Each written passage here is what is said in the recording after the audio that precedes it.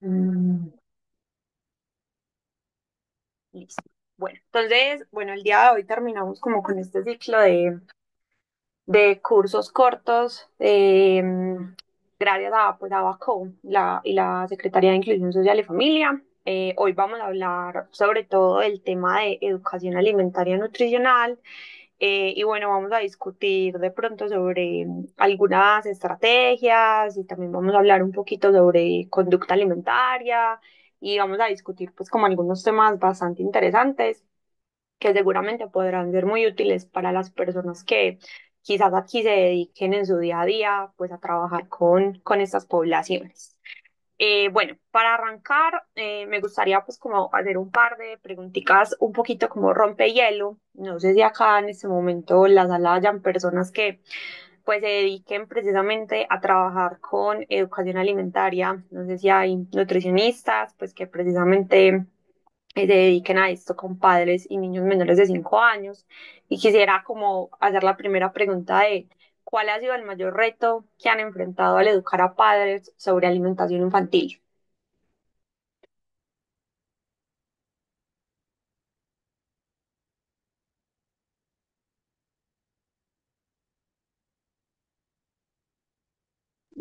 Buenos Nadie. días, No. hola, Buenos días. ¿cómo están? Bueno, mi nombre es Juanita Nao, yo soy nutricionista. Yo creo que uno de los principales retos que se enfrentan es el tema cultural y de todos los saberes que tienen esas personas que nos apoyan en el cuidado de los niños, lo que son, por ejemplo, abuelitas, tías, ciertas personas que tradicionalmente han tenido una manera de alimentar a los niños un poco diferente a lo que hemos buscado de pronto implementar en la actualidad. Y yo creo que esa es una de las principales dificultades, ¿cierto? Como de manera respetuosa desmontar esas cosas que de pronto no son muy adecuadas, e implementarlo lo que es más correcto que hemos ido aprendiendo. Súper, muchas gracias. Estoy súper de acuerdo contigo. Eso es, yo creo que de las cosas más difíciles con las que nosotros los nutricionistas nos encontramos cuando trabajamos con esta población. Muchas gracias. ¿Alguien más quisiera contarnos cuál ha sido de pronto uno de sus mayores retos? Hola, buenos días. Mi nombre es Claudia Buenos Rojas y días. a mí me parece el tema de cuando tú le hablas a los papás del tipo de alimentación y tú le decías la vez pasada en la reunión, cuando tú creas como esa memoria de lo que comió tu mamá durante la gestación, eh, qué alimentos introduces para que después para el bebé sea más fácil, ¿sí? Entonces uno lo ve cuando la mamá durante el embarazo es que lo único que me provoca es la hamburguesa o el perro o comida chatarra. ¿M? Entonces después, ¿cómo va a introducir en el bebé esa alimentación? O que ellos no comen frutas o verduras, pero al bebé hay que introducirles y cómo es ese patrón y cómo le vas a decir a tu bebé o le vas a inculcar esos hábitos. Me parece complejo ese tema. Total, total. Lo que es como el ejemplo, ¿cierto? Súper. De eso también vamos a hablar ahorita más adelante. Súper. Muchísimas gracias a las dos. Bueno, la siguiente pregunta es, si ustedes pudieran enseñar solo un concepto clave a los padres sobre la alimentación de sus hijos menores de 5 años, ¿cuál elegirían y por qué?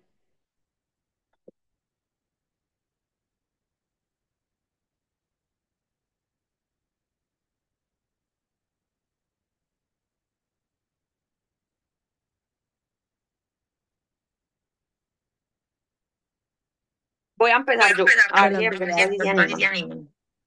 buenos días. Ah, bueno, buenos días, ¿cómo está? Mi nombre es Dan. Pues lo primero que yo, pues es lo que hago todos los días que trabajo con los niños desde 1 a 5 años, es no solamente a ellos, sino a todos, es comida saludable, balanceada.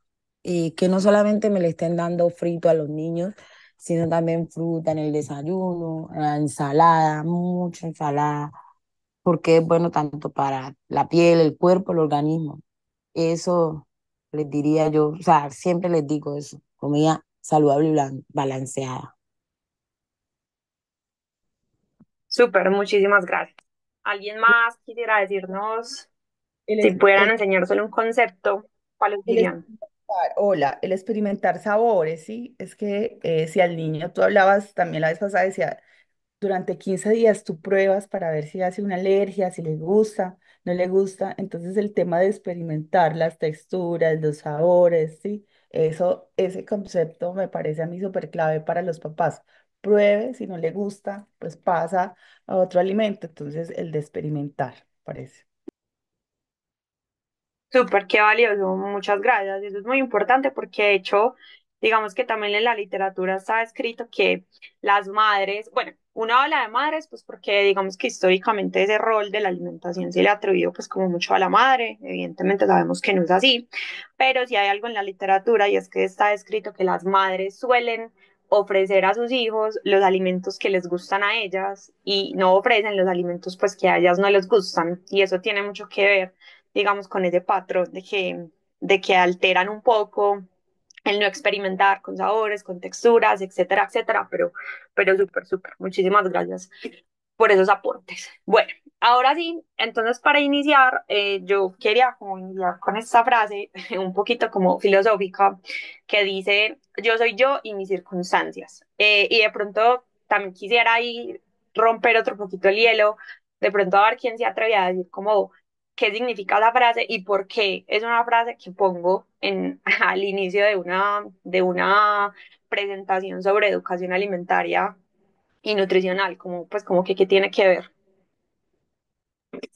Hola, buenos días. Hola, Bueno, buenos yo días. lo veo como que según como el entorno, las oportunidades, los elementos que tiene la persona para ayudarse a sí mismo, ¿cierto? Pues en este caso, la alimentación saludable es según el entorno, las oportunidades, lo que se le brinda desde el hogar, como ese niño puede formar una alimentación saludable con su familia, teniendo en cuenta también sus preferencias, sus costumbres, ¿cierto? Adaptando esa alimentación saludable. Súper, muchísimas gracias por ese aporte. De pronto alguien más.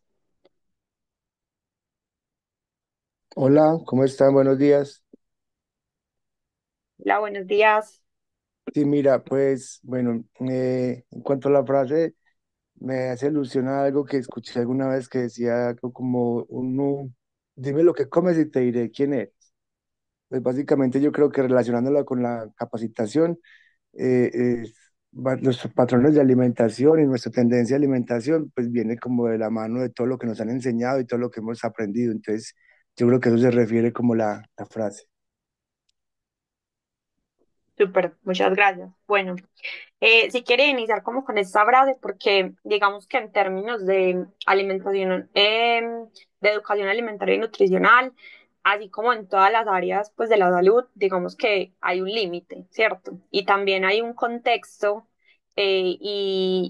hay un contexto de la persona, hay un montón de circunstancias ambientales, biológicas, que quizás no se pueden cambiar y eso pues digamos que es algo muy importante de entender, ¿cierto? Que digamos desde el pensamiento de el que quiere puede, quizás no siempre es así y que pues la alimentación es digamos algo político, es algo estructural, es algo que tiene que ver con absolutamente todo, entonces digamos que en ese sentido es súper importante comenzar diciendo que este tema tiene limitaciones y las personas que educamos en ese tema las tenemos también, ¿cierto? Y nosotros no podemos, pues lastimosamente, ojalá pudiéramos, pero no podemos modificar, pues muchas veces las circunstancias, el contexto, el entorno, lo que le pasó a una persona, pero sí podemos hacer lo mejor que podamos con lo que sabemos, con nuestros conocimientos técnicos y nuestra experiencia, etcétera, pues para intentar incidir un poquito mejor en ese contexto precisamente y poder pues ayudar a las personas en ese sentido. Bueno, ahora entonces para hablar de vamos a iniciar hablando un poquito como de conducta alimentaria infantil, pero nosotros vamos a tener que poner un poquito esto como en perspectiva.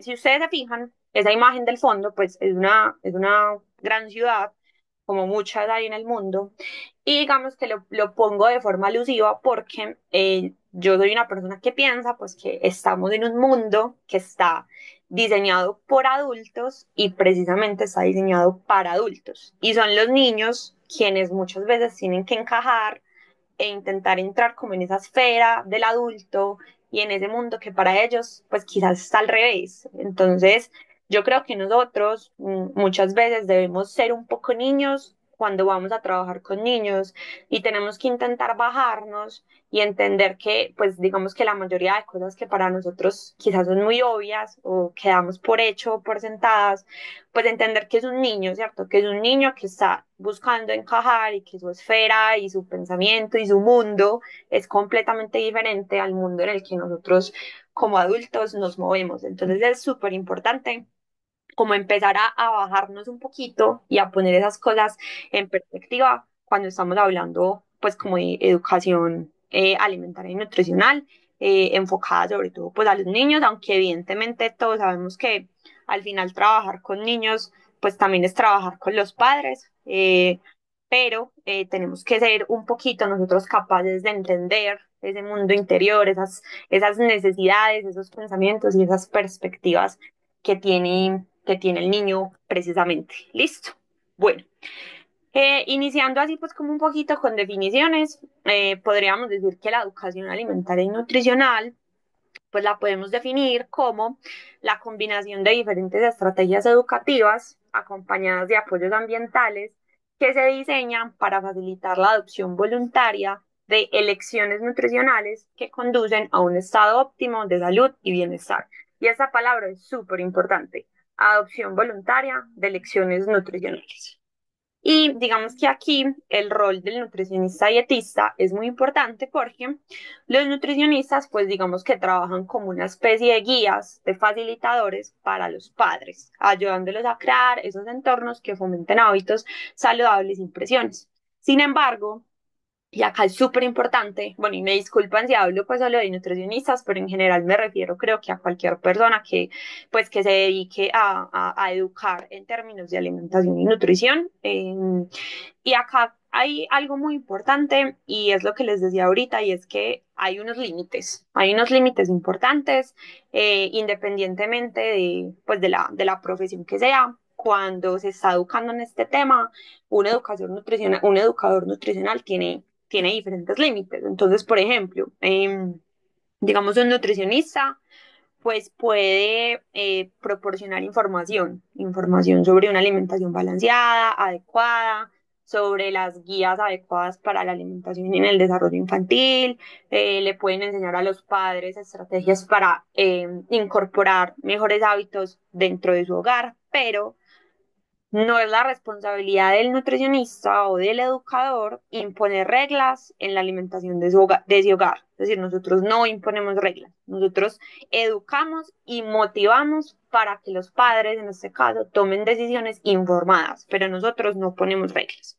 Otra cosa es que nosotros también podemos guiar un poco a los padres para para enseñarles la importancia de que los niños, por ejemplo, desde muy pequeños desarrollen una autonomía frente a la alimentación, ¿cierto? Nosotros les podemos enseñar técnicas para que ellos reconozcan las señales de hambre y saciedad, pero nosotros no podemos supervisar la dinámica de un hogar. O sea, nosotros no podemos ir a meternos a un hogar y ver cómo funcionan las cosas allá y ver si el papá hace esto, no hace aquello, si la mamá hace esto, no hace aquello. O sea, nosotros no podemos hacer eso. Nosotros solamente pues somos como un promotor ahí de conocimiento. Listo.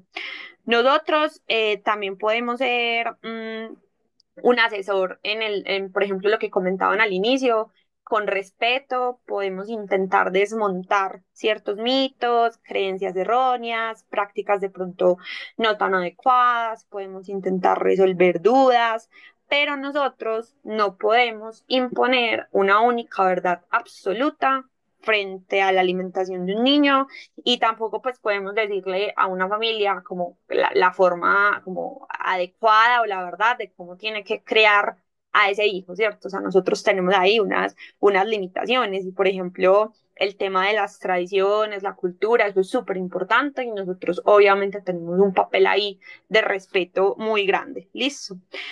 Nosotros también, ¿qué podemos hacer? podemos ser facilitadores en diferentes, ¿cómo lo digo? Como estrategias, talleres, actividades, materiales educativos, etcétera.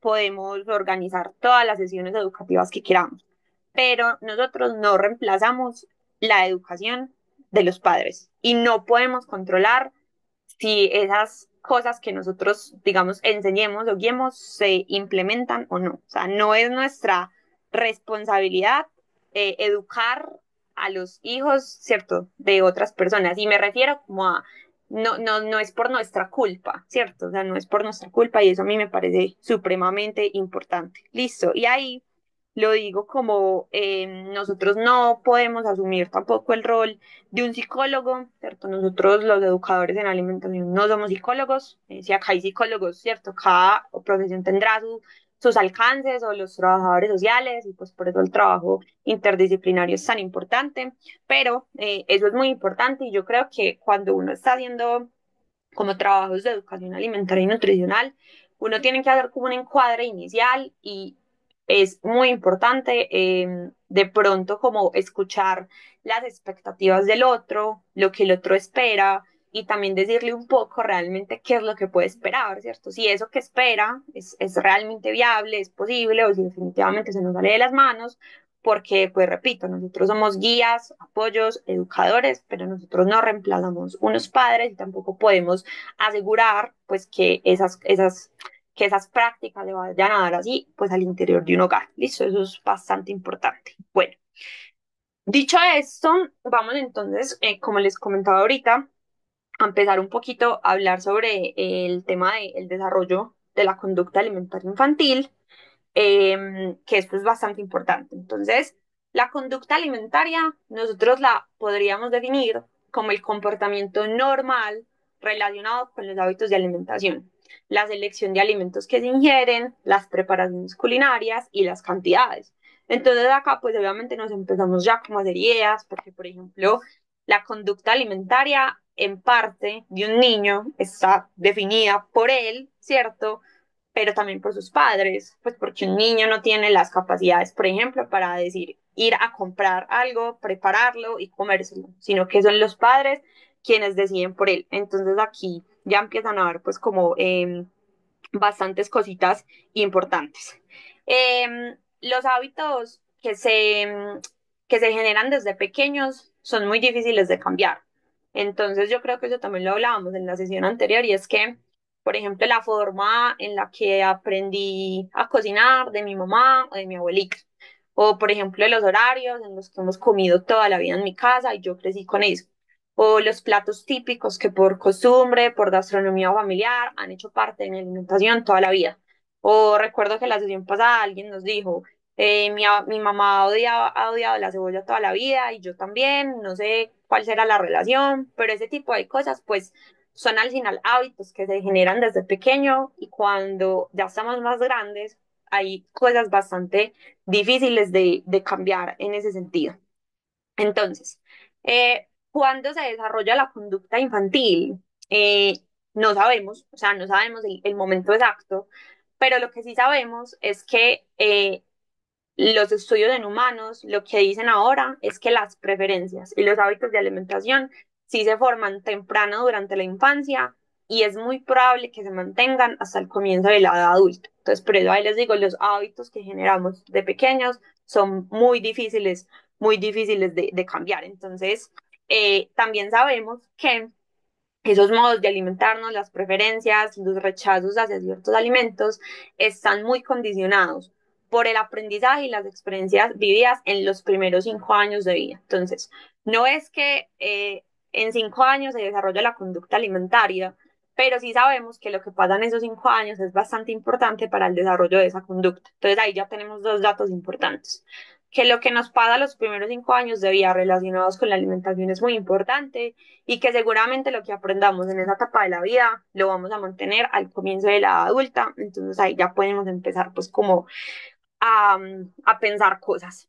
Bueno, eh, algunos hallazgos importantes es que las influencias precoces en la alimentación condicionan las preferencias futuras. Y esto es algo que también les comenté en la sesión anterior y es muy importante. nosotros tenemos una tendencia natural, o el recién nacido tiene una tendencia natural a aceptar los sabores dulces y a rechazar los sabores amargos. Nosotros biológicamente nacemos con ese gusto innato por el sabor dulce y les expliqué la clase anterior que esto tiene pues como una explicación evolutiva y si ustedes se lo preguntan pues ¿por qué un niño acepta más fácil lo dulce que lo amargo si nadie en la vida le ha dicho que eso es más rico, ¿cierto? El niño no sabe, pero yo les explicaba la otra vez que esto es algo evolutivo porque el sabor dulce en la naturaleza se asocia con algo relacionado como a la seguridad. Y lo amargo, lo ácido, se asocia sobre todo pues como a las cosas que quizás no son tan seguras o que eran nocivas. Entonces es bastante importante porque parece que eso es un mecanismo que se ha mantenido pues evolutivamente incluso hasta el día de hoy. Entonces resulta que nosotros aprendemos a tolerar el amargo con el paso del tiempo, lo ácido con el paso del tiempo, pero tiene que ver con las exposiciones. O sea, si yo no me expongo a esos sabores desde pequeño, para mí va a ser súper difícil poder tolerar esos sabores, pues por el gusto innato que tenemos al dulce y sobre todo, pues por el sabor de la leche materna, que también va a ser pues bastante dulce. Bueno, también sabemos que la exposición a ciertos estímulos durante periodos críticos del desarrollo puede incrementar el riesgo de desarrollar enfermedades en etapas posteriores de la vida y eso también, pues como se los expliqué en la clase anterior, la interacción del recién nacido con el ambiente y con su madre activan esos mecanismos epigenéticos que programan tanto el metabolismo como la conducta. Nosotros hablamos un rato largo sobre esa teoría de Barker, hablamos bastante sobre el tema de la programación fetal y esto es algo pues importante que no se nos puede olvidar. O sea, recordemos que al final la epigenética está condicionada casi que desde la gestación de nuestra abuela. O sea, casi que desde que nuestra abuela estaba gestando a nuestra madre, ya ahí había un poco de nosotros. Y esto está, pues, digamos, ya bastante descrito en la literatura, que todo lo que pasa en esta programación epigenética desde la gestación de nuestra abuela va a ser importante para todas las futuras generaciones, desde la madre hasta nosotros y posteriormente si nosotros seguimos como con esa descendencia, por decirlo pues de alguna manera. Y eso pues, ¿por qué es tan importante? O sea, porque es de verdad tan importante seguir comentando sobre el tema de la programación fetal, porque recordemos que ese útero materno funciona como un medio de entrenamiento para el bebé. Entonces recordemos que cuando hay un ambiente con escasos recursos, un espacio de carencia, el ser humano genera una adaptación de supervivencia. Entonces se adapta a sobrevivir con pocos recursos. Pero cuando nacemos en un entorno que es completamente discordante con el entorno al que nosotros estábamos adaptados. Y por ende, esta adaptación a vivir con pocos recursos se supone ya una desventaja. Es decir, las personas se vuelven más eficientes ahorrando energía.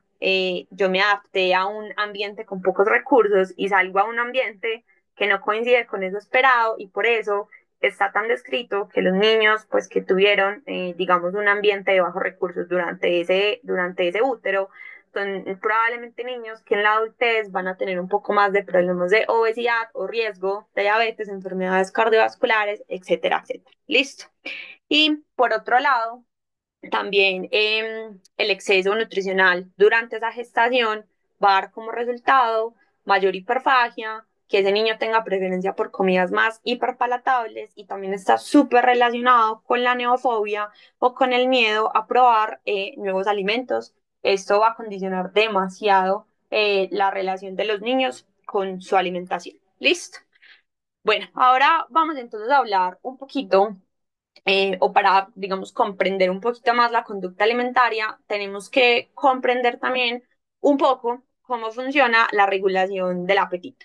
Entonces, nosotros podríamos definir el apetito como un conjunto de señales, tanto internas como externas, que guían a un individuo en la selección e ingestión de los alimentos.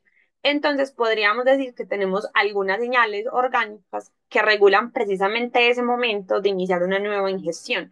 Digamos, cuando esto funciona, pues de forma normal, cuando no está alterado. Y esto funciona perfectamente en niños porque los niños pues traen, digamos, como una fisiología de fábrica, ¿cierto? No como nosotros, que usualmente la mayoría estamos muy desconectados de esos mecanismos y esas señales. Los niños tienen, pues nacen con la fisiología pues, casi que perfecta en ese sentido. Entonces, hay ciertas señales orgánicas importantes. Entonces, por ejemplo, a nivel digestivo, el vaciamiento gástrico intestinal. Entonces, por ejemplo, algunas señales mecánicas u hormonales y el intestino está vacío, entonces va a mandar señales al cerebro de necesito comer. O, por ejemplo, las señales sensoriales, ¿cierto? Lo que es el olfato, el gusto, tocar el alimento, todo eso va a activar la necesidad de quiero comer. Muchas veces uno no tiene hambre, pues no sé si les ha pasado, pero ustedes huelen la comida e inmediatamente les da hambre. O solo con ver el alimento, inmediatamente les da hambre, se nos hace agua a la boca, etcétera. Entonces son señales sensoriales bastante importantes. Y también, pues, señales metabólicas, ¿cierto? Por ejemplo, la regulación de la glicemia en sangre, los depósitos de grasa, etcétera. Todo eso también va a indicarle al cerebro necesitamos comida, ¿cierto? Necesitamos comer y eso es bastante importante.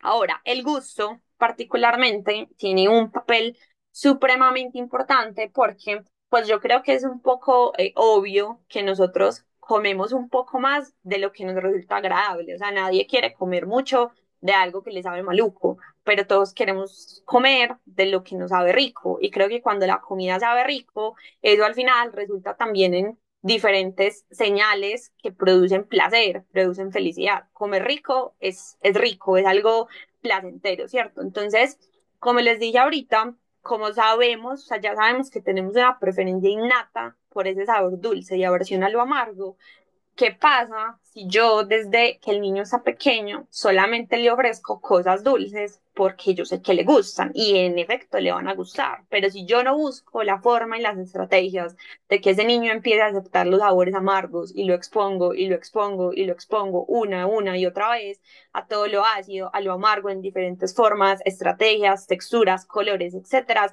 va a ser muy difícil que ese niño luego quiera aceptar esos sabores. Entonces, es importante. Y ahí el contexto social y cultural es súper importante porque yo creo que ahí, pues, repito, yo no soy mamá, ¿cierto? Seguramente pues acá hay muchas personas que tengan hijos y no sé, a mí me ha, pues yo he tenido experiencias con, pues, pacientes o madres que me han contado, o uno ve, pues, como críticas a la forma en la que quieren guiar la alimentación de los hijos, es decir, como que les quieren dar alimentos, pues que digamos son normales, pero que no están normalizados. Es decir, es normal hoy en día, pues ver que a un niño se le da, no sé qué, gaseosa, ¿cierto?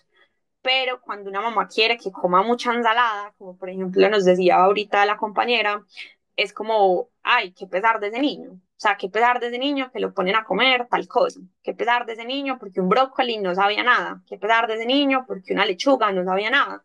Y recordemos que el gusto en los niños está muy desarrollado. Entonces recordemos lo diferente que funcionan ellos y recordemos lo importante de exponer a los niños a tolerar ese tipo de sabores. Entonces, seguramente en el primer año el sabor dulce pues ya como más predominante, sobre todo pues por la leche materna, por el sabor de las frutas son dulces, muchos cereales tienen un sabor pues dulce, ¿cierto? Por ejemplo, un plátano maduro es algo dulce, el arroz pues no va a representar, por ejemplo, un sabor pues ni amargo ni ácido, y ya en el segundo año se puede concentrar más un poquito en la introducción, ¿cierto? Dichos sabores. Esto pues no tiene per se que ser así, son simplemente estrategias que nos ofrece pues como un poquito la literatura, pero no tiene pues como por qué ser la única regla, ni mucho menos. Yo al final creo que todo lo que nos ayude y nos fomente el contacto con diferentes alimentos y con diferentes sabores nos va a ayudar, ¿cierto?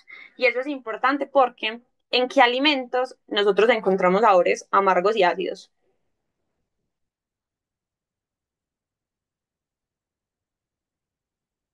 En las frutas y verduras.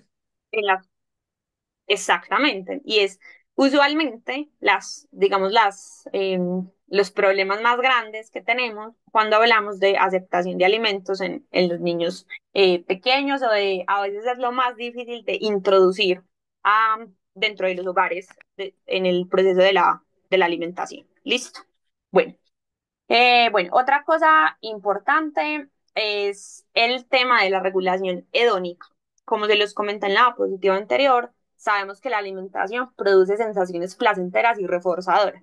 Y de hecho, pues eso también tiene como una explicación evolutiva. Es decir, imagínense si nosotros en nuestra evolución la comida no nos produciera placer o no nos gustara, pues seguramente la especie humana no hubiera sobrevivido. Entonces, es importante.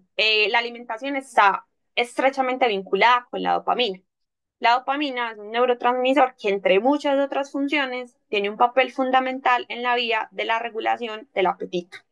Eh, Solamente que una cosa es lo que ocurre pues, biológicamente y otra cosa del mundo donde nosotros vivimos. Es decir, pues hoy en día esta vía dopaminérgica o esta vía de placer y de la comida y de la regulación del apetito mediada por dopamina en los niños está muchísimo más aumentada y es porque los alimentos que usualmente pues hoy en día es común ofrecerle a un niño, que son alimentos ricos en grasas, azúcares y ultraprocesados pues en general, aumentan muchísimo más esa vía dopaminérgica y por ende aumentan un poquito más la necesidad de consumirlos, porque recordemos, la alimentación sí o sí está vinculada al placer. Todos comemos más de lo que nos resulta más placentero comer. Entonces resulta siendo como un círculo vicioso donde yo busco reforzar esa sensación de placer a través de la comida, pues comiendo aquello que me gusta más. Entonces recordemos,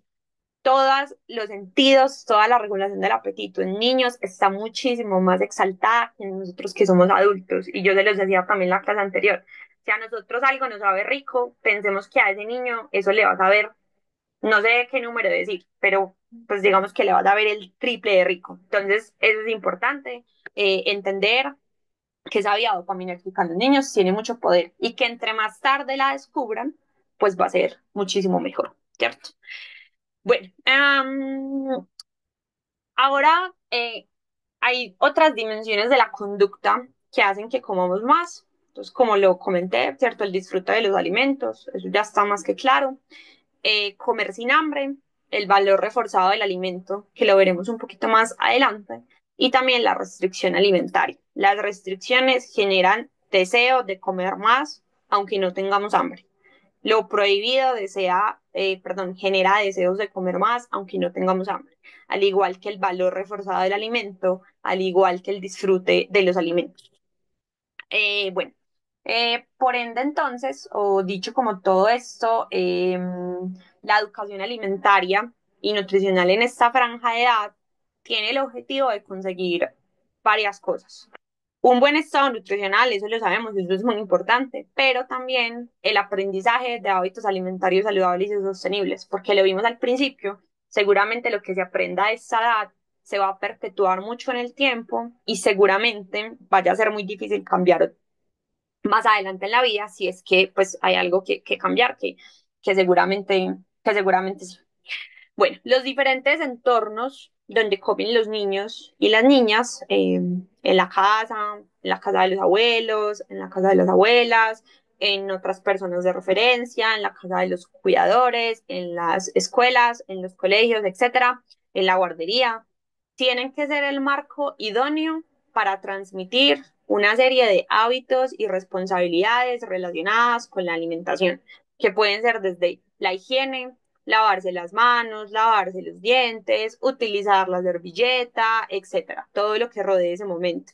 Utilizar los cubiertos, poner y quitar algo de la mesa, unas servilletas, levantar los platos y el comportamiento general adecuado en la mesa, pues que englobe como el momento de comer, eso es importante.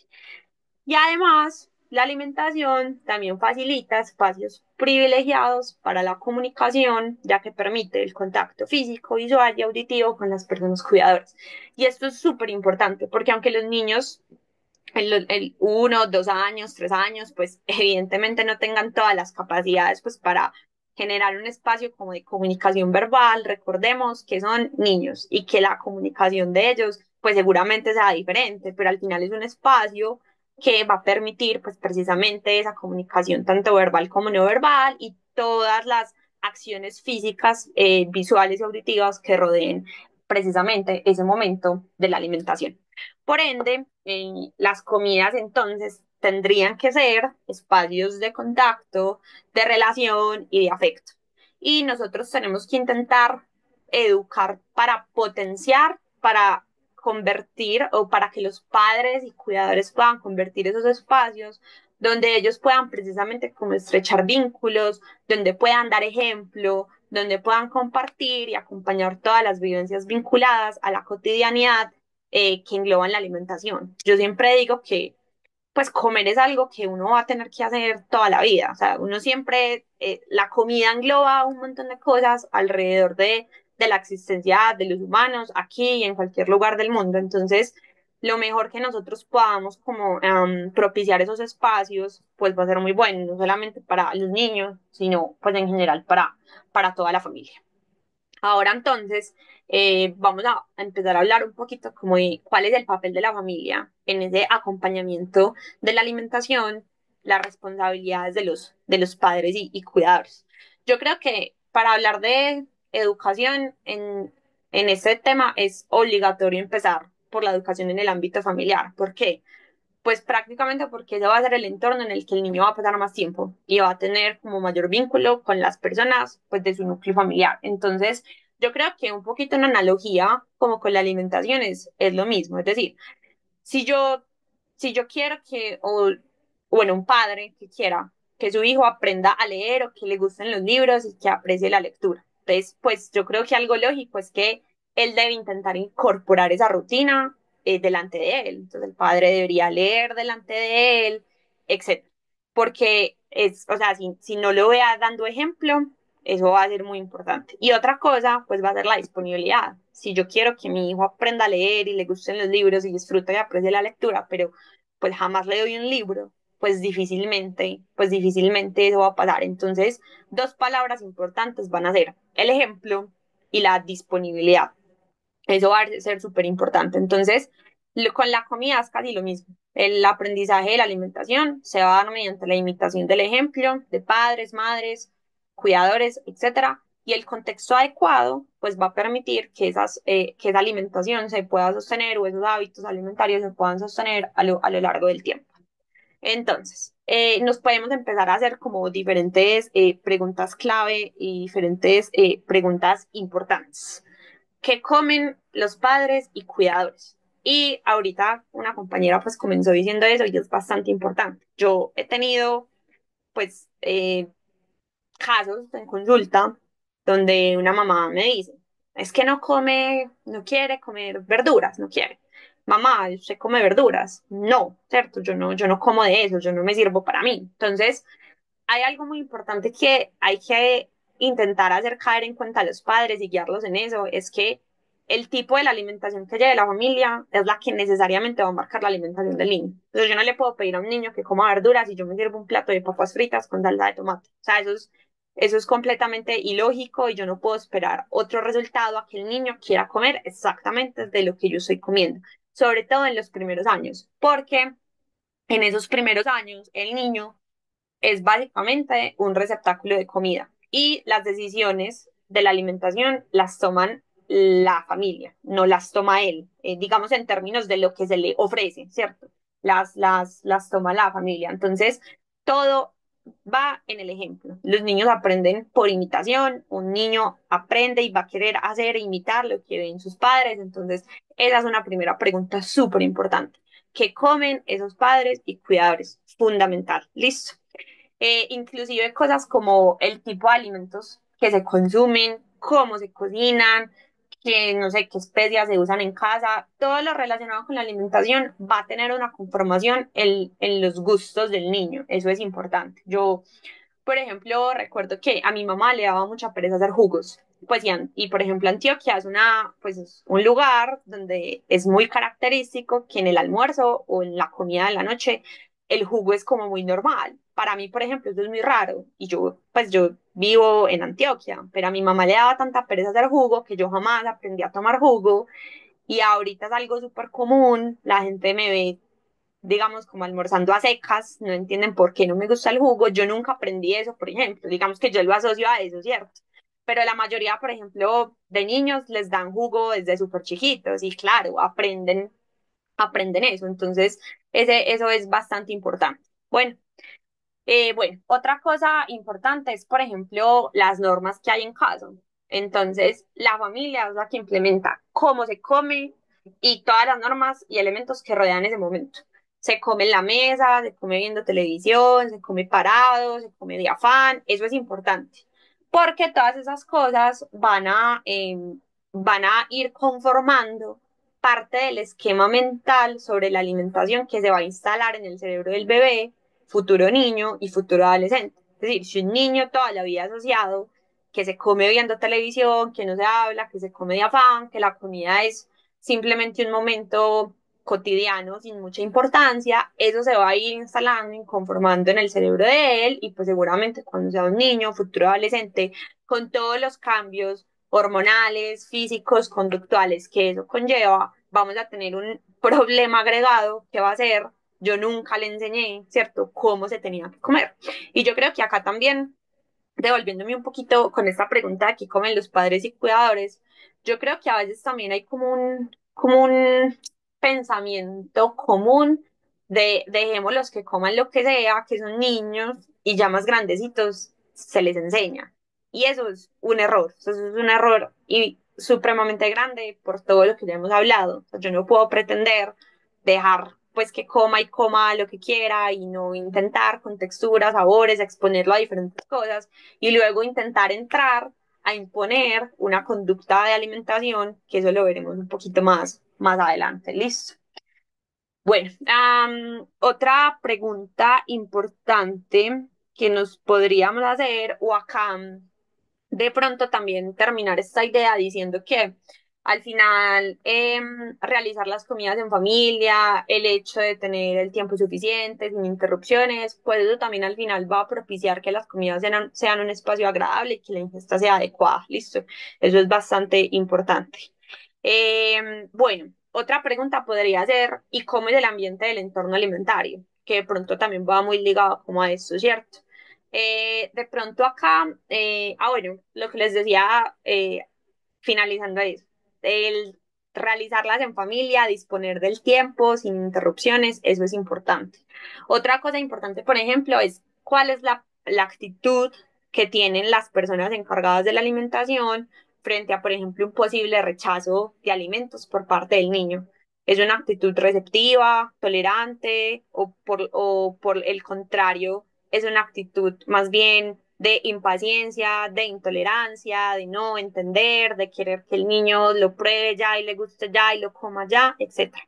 Eso es importante porque se ha visto que cuando el acompañamiento es respetuoso y no incluye confrontaciones, facilita que esos episodios de rechazo ante ciertos alimentos sean, por ejemplo, un poco más transitorios. Listo. También con respecto a esa pregunta de cómo es el ambiente del entorno alimentario, acá es muy importante siempre intentar recordar a los responsables de la alimentación que los ritmos de los niños son diferentes de los de las personas adultas. Y ahí vuelvo a la imagen inicial. Recordemos que son niños. Entonces, para que se genere una buena relación con la comida, la paciencia, el tiempo, eso es imprescindible. O sea, la paciencia y el tiempo hacen que el niño pueda tener una mejor relación con la alimentación. También el momento de la comida, como se los dije hace un momento, también facilita la comunicación y el intercambio de ideas. Que así sea un niño, yo puedo aprender lo que ese niño me está queriendo decir, bien sea de forma verbal o de no verbal, y yo puedo intentar respetar sus decisiones frente a la alimentación. No quiere comer más, de pronto sí, pero quiere ir un poco más despacio, o de pronto ya está lleno, etcétera, etcétera. Entonces, por eso de verdad es tan importante que el momento de la alimentación sea ese, el momento para comer, sobre todo en esos primeros años de vida. Seguramente ya a medida que el niño crezca, pues va a tener muchas más herramientas de comunicación y va a poder y experimentar de forma autónoma un poco más con la comida. También más adelante ya podrá tener todas las capacidades físicas para participar en muchos procesos vinculados con la comida. que van desde la planificación, la compra, la preparación, ya va a poder cocinar, ya va a poder ayudar en no sé, en poner la mesa, etcétera, etcétera. Pero es importante que durante todo ese proceso en el que el niño va desarrollando esas habilidades, la actitud de la persona adulta en esa exploración sea más bien de confianza, de apoyo, de guía, de disfrute y no de presión. Listo, lo más importante es que no sea un ambiente con presiones. Resulta que muchas veces los conflictos que se dan en la mesa o esa problemática de la inapetencia tiene que ver muchas veces es con las expectativas que se tienen sobre las cantidades que tendría que comer el bebé, o sea, las expectativas que tiene la persona adulta sobre lo que debería, más no lo que debería. Entonces, esa preocupación porque el niño o la niña no come es muy frecuente entre las familias, pero a menudo eso es más bien un problema como de equilibrio entre lo que el niño de verdad debe comer o lo que su entorno, la mamá, el papá, el abuelo, la abuela, etcétera, espera que coma. No sé si me hago entender. Yo creo que un poquito relacionado con algo que dijo alguien al inicio, o por ejemplo, muchas veces hay como una presión a que se lo tiene que acabar todo porque es que el niño quedó con hambre.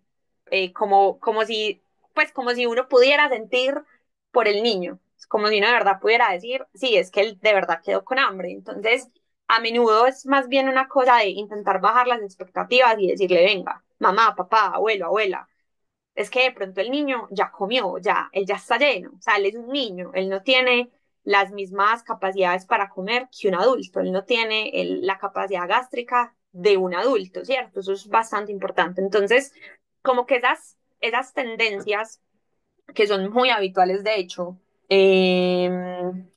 donde se insista y se fuerza al niño a comer, realmente no son tan recomendadas, no son tan recomendadas. Hay que tener presente que todos los niños comen en cantidades diferentes, aunque tengan la misma edad. Entonces también es importante recordarle a los cuidadores que tampoco es bueno como compararlos entre ellos. Cada niño tiene sus necesidades diferentes y que además cambian a lo largo del tiempo. Entonces, como lo dije ahorita, al final son las personas adultas las responsables de adquirir los alimentos que se va a comer el niño, también son los responsables de decir cuándo, cómo, dónde se ofrecerán, pero al final hay que intentar confiar un poco en que sea el niño quien decida, como sobre todo la cantidad y el alimento pues que va aceptando y que no. Eso es importante porque al final el niño va a ser capaz de autorregular la ingesta según sus necesidades. Pues evidentemente si un niño está enfermo, pues obviamente va a ser pues súper conveniente las recomendaciones específicas pues de un médico, etcétera, pero como lo dije ahorita, esas tendencias habituales de insistir todo el tiempo y de forzar a comer no son no son tan adecuadas. Y también otra, algo que tampoco está recomendado es el hecho de restringir el acceso a alimentos que están, ojo, disponibles en el hogar. O sea, si algo está disponible en el hogar, ¿por qué lo voy a restringir? Pues, y a ver, no me malinterpreten, pues, por ejemplo, si alguien tiene una cerveza en la casa, obviamente, pues eso se restringirá, pero hablo sobre todo de alimentos que pues sabemos que un niño pueda comer y que se tengan ahí, como quien dice, pues me lo como yo y que el niño no vea porque a él no le puedo dar, eso es algo no tan recomendado. Primero porque si yo fuerzo a comer, eso puede facilitar sobre todo la alimentación y ojo, está muy relacionado, estrechamente relacionado con las aversiones alimentarias. Los patrones de hostigar a que el niño coma se relacionan con más aversiones alimentarias.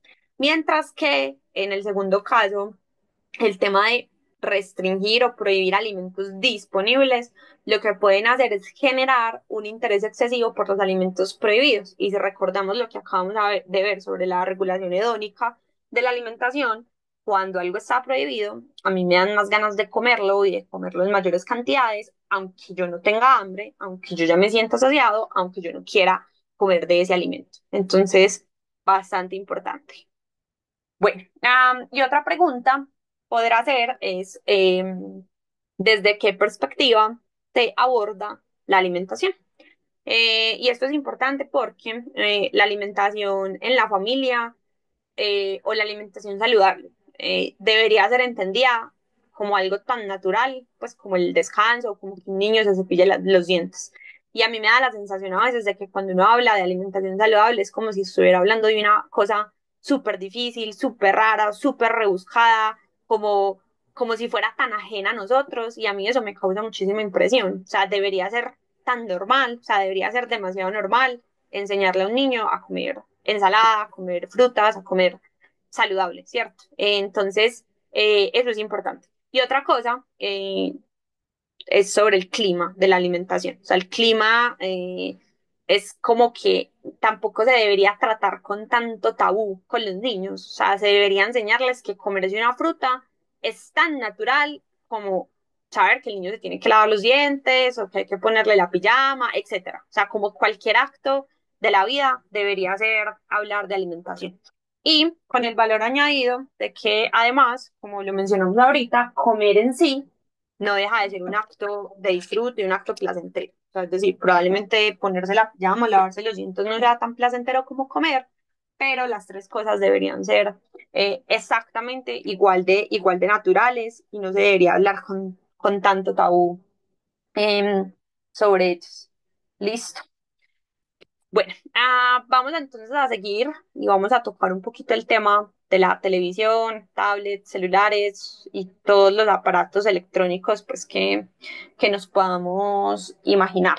Em, Esto es muy importante. Miren que los estudios actuales que comparan una actividad sedentaria frente a diferentes pantallas, por ejemplo, televisión o por ejemplo pues como los aparaticos donde los niños juegan, o el computador dan peores resultados tanto en ingestas alimentarias como en predisposición para comer alimentos malsanos.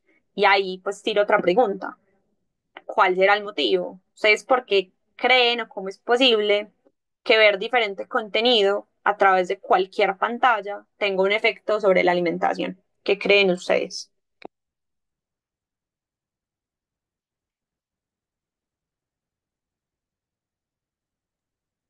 ¿Por qué Ay, que comer viendo una pantalla afecta? O sea, ¿cuál será la razón de eso? el cerebro no estaría concentrado en la acción que está haciendo, que es alimentarse, y creo que no tendría como ni la saciedad, ni identificaría las texturas y el alimento. Súper, súper. ¿Alguien más quiere opinar?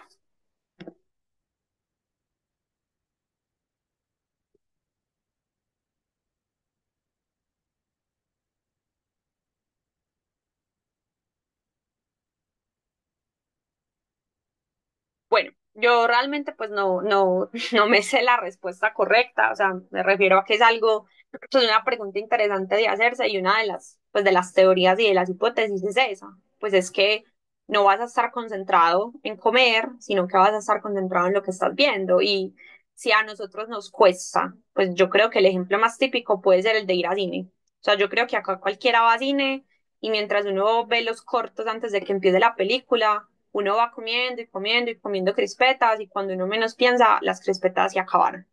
O puede que le pase pues a muchas personas típico en un almuerzo, no sé, nos ponemos a ver lo que vean, noticias, no sé, el que vea televisión pues almorzando, pero cuando menos piensan, acabé de almorzar, ya me lo terminé.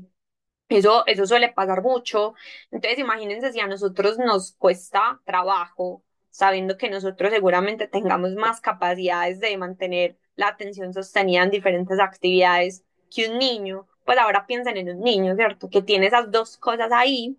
Eso es bastante, pues eso es bastante importante. O sea, realmente el tema de la televisión, tablets y celulares con la alimentación no es algo que se recomiende. Em, Hola, ¿Alguien iba sí, a decir algo? sí, pues Sí, aparte de cuéntame. eso, pues también como lo que vende la publicidad, ¿cierto? Sobre los alimentos. Pues un niño que está Ujú. viendo publicidad de bebidas de gaseosas o alimentos o mecato, pues eso también influye pues como en que va a querer comprar eso, ¿cierto? Porque la publicidad trata de eso, de vendernos productos. y cien no por a ciento. veces no Ahorita está vamos a hablar un saludable. poquito sobre eso. Sí, total, 100%. Muchas gracias, tu aporte es muy valioso y eso es una realidad, pues eso es una realidad que estamos viviendo. Muchas gracias, sí. Bueno, dicho esto, entonces, sabemos actualmente que un ambiente relajado y cómodo durante las comidas, donde se eviten distracciones, la que sea, televisión, teléfono, cualquier pantalla, facilita las buenas prácticas alimentarias y ofrece la oportunidad de interacción, ojo, social y del desarrollo cognitivo. Entonces no es solamente que es que, ay, es que no se da cuenta si comió o que pues que no deja de ser importante, listo, y lo de la publicidad también es importante, sino que a eso le sumamos que el niño no está interactuando y se está perdiendo la oportunidad también de generar cierto desarrollo cognitivo. Yo creo que acá a veces también pasa un poco como de, no sé, le damos la tablet al niño para que se entretenga mientras los adultos comemos y hablamos de cosas de adultos. Y pues no debería ser así. Un niño, entre más temprano se le se me va la palabra, pero entre más temprano se le incluya eso es dentro del ambiente pues alimentario, familiar o lo que sea, pues va a ser mucho mejor y eso le va a permitir pues la interacción social con todo lo relacionado con la alimentación, que se aburra comiendo, pero que se aburra haciendo eso, ¿cierto? No que se aburra en una pantalla, si está aburrido comiendo, que se aburra al menos ahí explorando con la comida, listo, eso es importante. También importante entender que o comprender que si el niño no se involucra en la rutina alimentaria, además de perderse lo que pasa en la propia mesa, de no aprender del ejemplo de la familia, no va a poder involucrarse de manera progresiva en la comida, en la conversación o en las elecciones que estén sucediendo sobre la mesa. Entonces, ahí también a veces pueden salir detractores a decir, ay, pero es que es un niño pues no va a entender, ¿cierto? Quizás no sabe lo que está pasando en la mesa, no importa, que explore, que piense, que vea el ejemplo, que lo que les digo, que se aburra, aunque sea con el propio plato de él. Pero es importante empezar a involucrar a los niños en la rutina alimentaria desde que están pues realmente muy pequeños. Eso es bastante importante. Bueno, otra cuestión acá importante es el tema de obligar, y pongo entre comillas, a comer sano. Em, Según la literatura, realmente obligar no es un buen método para educar, sino todo lo contrario.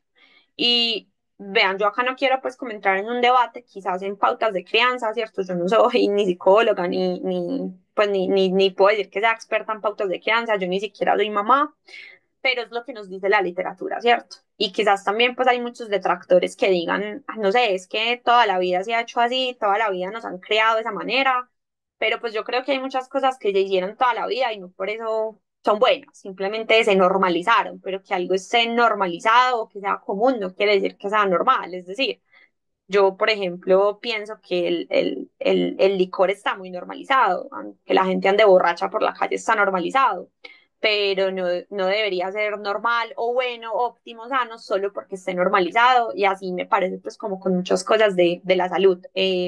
Creo que todo siempre puede mejorar, los métodos pueden mejorar y pues creo que gracias a la ciencia y gracias a, a a las investigaciones, gracias a la medicina y todas las ramas pues de la salud, es que nosotros pues podemos como obtener mejores eh, pautas para desarrollarnos en diferentes contextos, incluyendo el tema pues de las pautas alimentarias durante la infancia.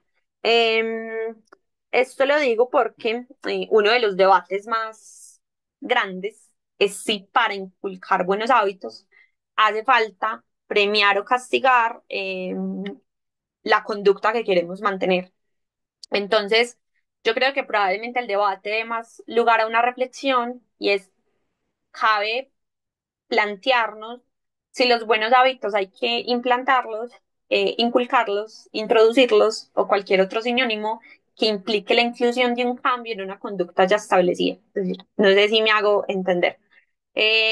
Resulta que cuando uno habla un poquito como de esto, de sin presiones, sin confrontaciones, de dejar que el niño tenga autonomía, se autorregule, etcétera, etcétera, suelen salir pues comentarios de detractores y algunas personas pues digamos que incurren en una falacia de falsa dicotomía y llevan a un extremismo a cosas como, no sé, entonces, ¿qué hacemos? Entonces, que el niño coma lo que quiera, entonces, que mande él, que sea él el que diga lo que comemos en la casa.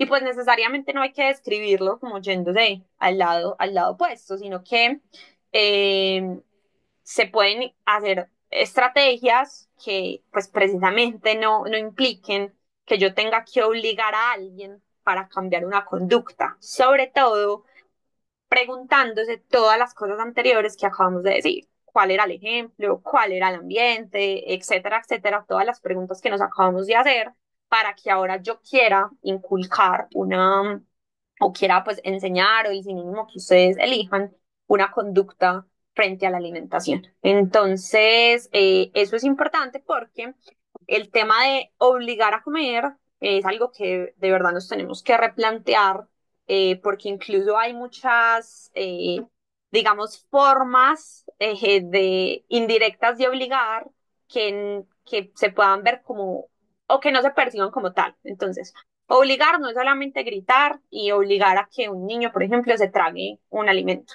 Me perdonan que lo diga pues como así, pero no solamente se trata de eso. Entonces, obligar también pueden ser estas cosas. Por ejemplo, la sobreexposición. Decirle a un niño, si no te comes X alimento, entonces te las voy a dar por la noche y si no mañana vuelvo y te las doy. Otra cosa que puede ser obligar es, por ejemplo, el chantaje. Entonces, por ejemplo, si tú me quieres, te comes esto. Si tú no me quieres, entonces, no, o si no te lo comes, entonces no me quieres. Y también las posibilidades únicas. Solo hay esto para comer o puedes comer de todo. Y repito, esto no es necesariamente ni una verdad, ni necesariamente tiene que ser así, pero muchas veces incurre como en estas estrategias como para decir, voy a obligar sin obligar, o como voy a obligar de una manera sutil. Y al final son cosas pues que terminan siendo o una conducta que se podría replantear cómo hacerla mejor, pues para no incurrir como en eso. Eh, Obligar a comer es un extremo y aunque se haga con buena intención, realmente no es tan recomendable llegar a él. Y una vez, cuando hemos comprendido lo importante que es el ejemplo y el contexto, yo creo que antes de como si vemos una situación de estas, ¿cierto? Donde vemos pues como obligaciones u obligaciones, digamos, de buena forma. Recordemos, nosotros no somos quienes para, pues cierto, para decirle a un padre cómo tiene que criar a su hijo, pero quizás nosotros sí podemos servir como una guía y podríamos motivar a esos padres o cuidadores a hacerse diferentes preguntas. Por ejemplo, ¿qué hay detrás de la situación para que a mi hijo deba obligarle a comer saludable? ¿Por qué no come saludable? Porque es que muchas veces no es, ¿cierto? No es el alimento en sí, no es, hay algo más de fondo. Yo le estoy dando un buen ejemplo. Yo estoy comiendo como yo quiero que coma este niño. Yo estoy facilitando que se coma de forma saludable en casa. Puedo proveer ese contexto. En la casa estamos valorando y apreciamos la alimentación desde una forma positiva, o es un entorno que se presta más bien para peleas, discusiones, gritos, afán, etcétera. ¿Qué reacciones, por ejemplo, estamos teniendo frente a comida, pues mal llamada, ¿cierto? Insana o malsana. ¿Será que dentro del hogar estamos facilitando ese consumo?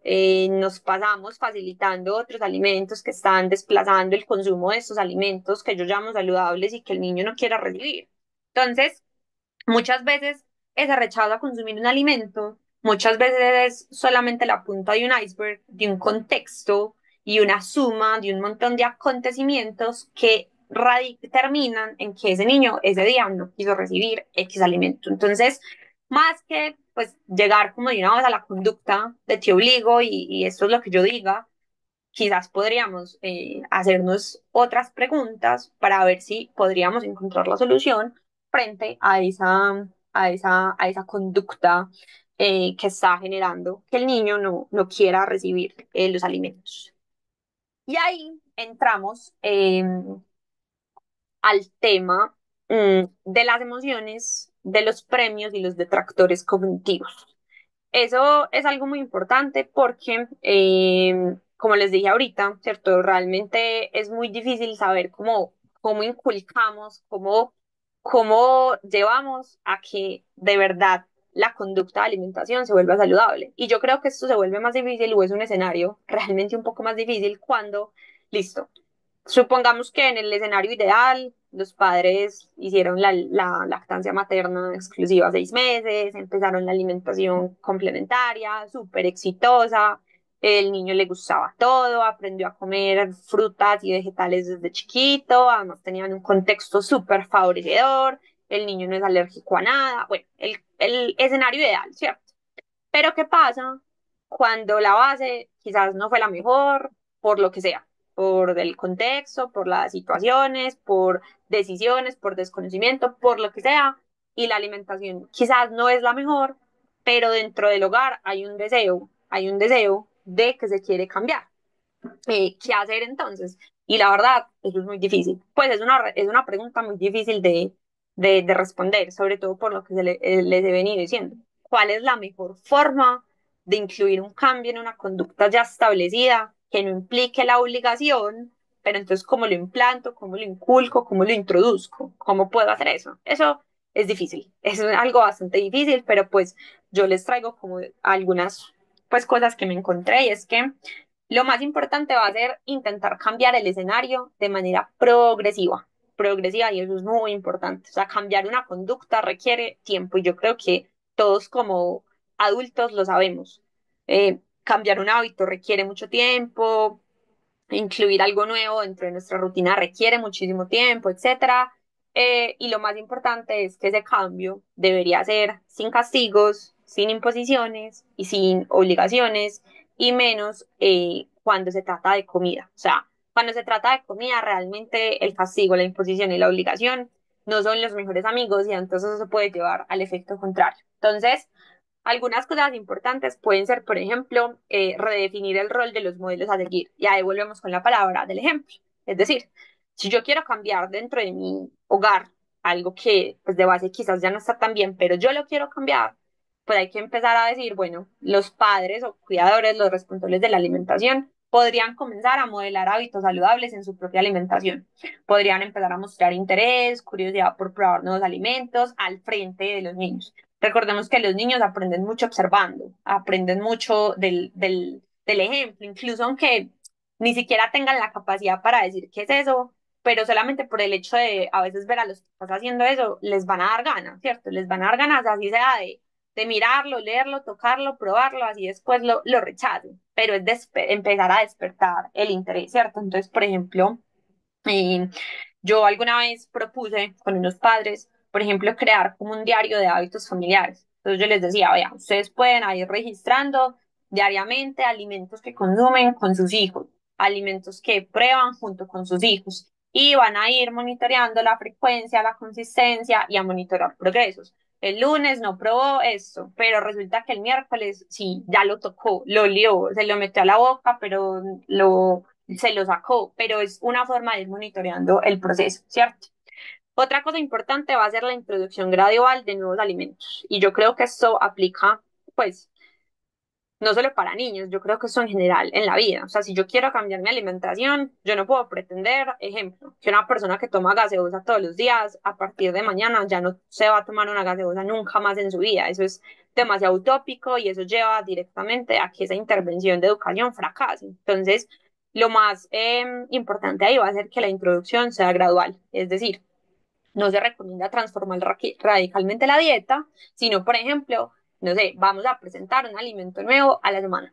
Vamos a ir a presentarlo en diferentes texturas, preparaciones, vamos a aumentar los sabores, vamos a poner alimentos de diferentes colores, no sé, un color a la semana, cualquier cosa, estoy pues como pensando que podrían ser estrategias. Entonces también, por ejemplo, ahí algo similar a lo que les dije anterior, un calendario, por ejemplo, de alimentos. Entonces yo voy a anotar qué alimentos voy a incluir esta semana y cómo puedo involucrar a ese niño, por ejemplo, en la elección o en la preparación de ese alimento. ¿Cómo lo hago parte de este proceso? No solamente llegar a decirle, ve, a partir de hoy acá en esta casa solo se come esto y esto y esto. Yo cómo lo hago parte de eso, ¿cierto? Otra cosa importante es, por ejemplo, la planificación.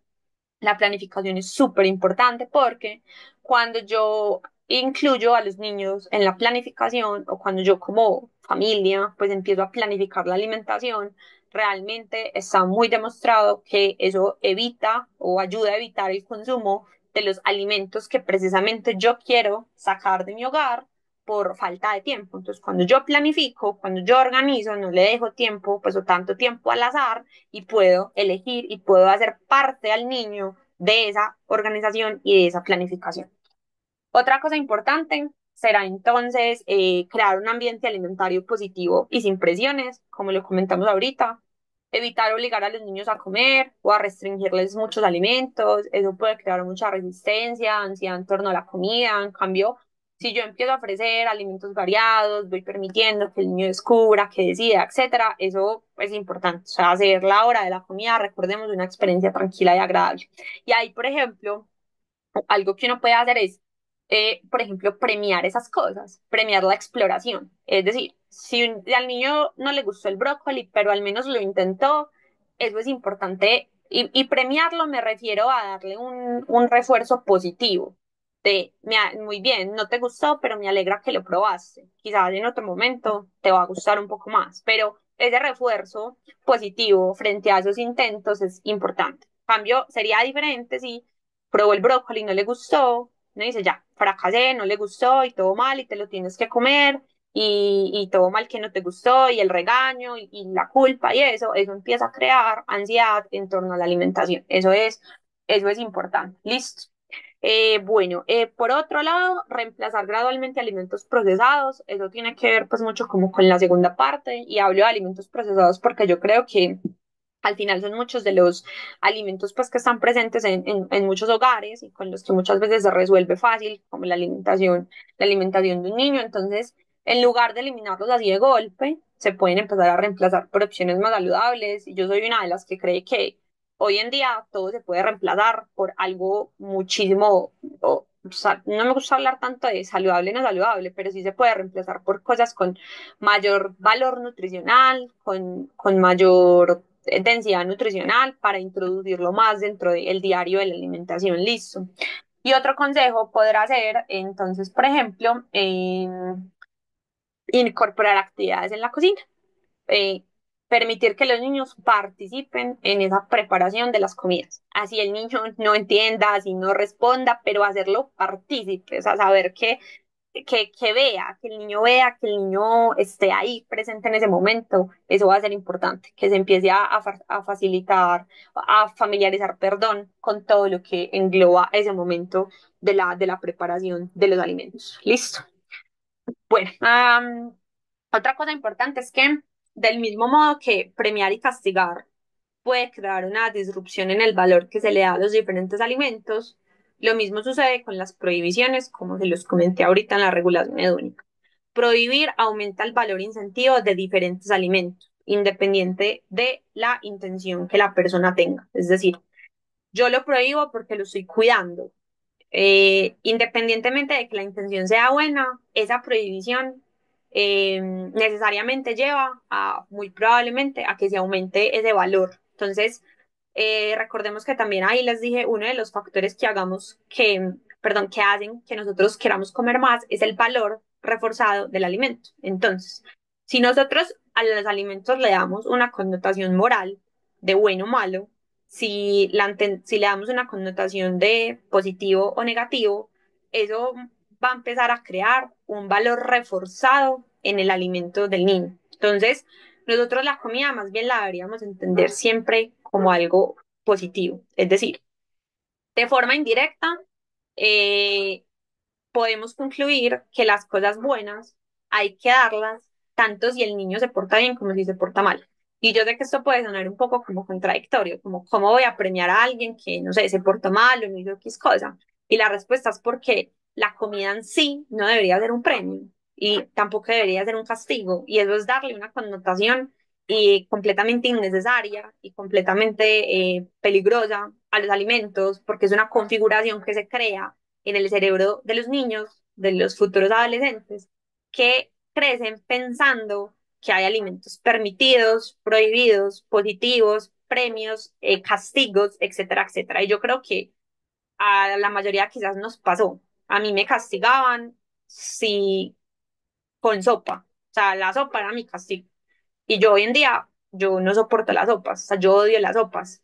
Entonces, y eso pasa mucho, ¿cierto? Eso pasa demasiado. Entonces, la pregunta es, ¿por qué yo solo le daría algo bueno a quien quiero solo en algunas situaciones? O sea, ¿por qué una fruta sería un castigo y por qué un helado sería un premio? Eso es importante. Entonces, los premios muchas veces lo que hacen es que distorsionan tanto el fin como el requisito que se pide para lograr el premio. Entonces, les pongo un ejemplo. Si nosotros le ofrecemos a un niño un helado, si hace algo bien, le estamos transmitiendo muchísimas cosas de forma indirecta. Primero, que el helado, un alimento poco saludable, se va a entender como algo positivo en un contexto de felicidad y de logro.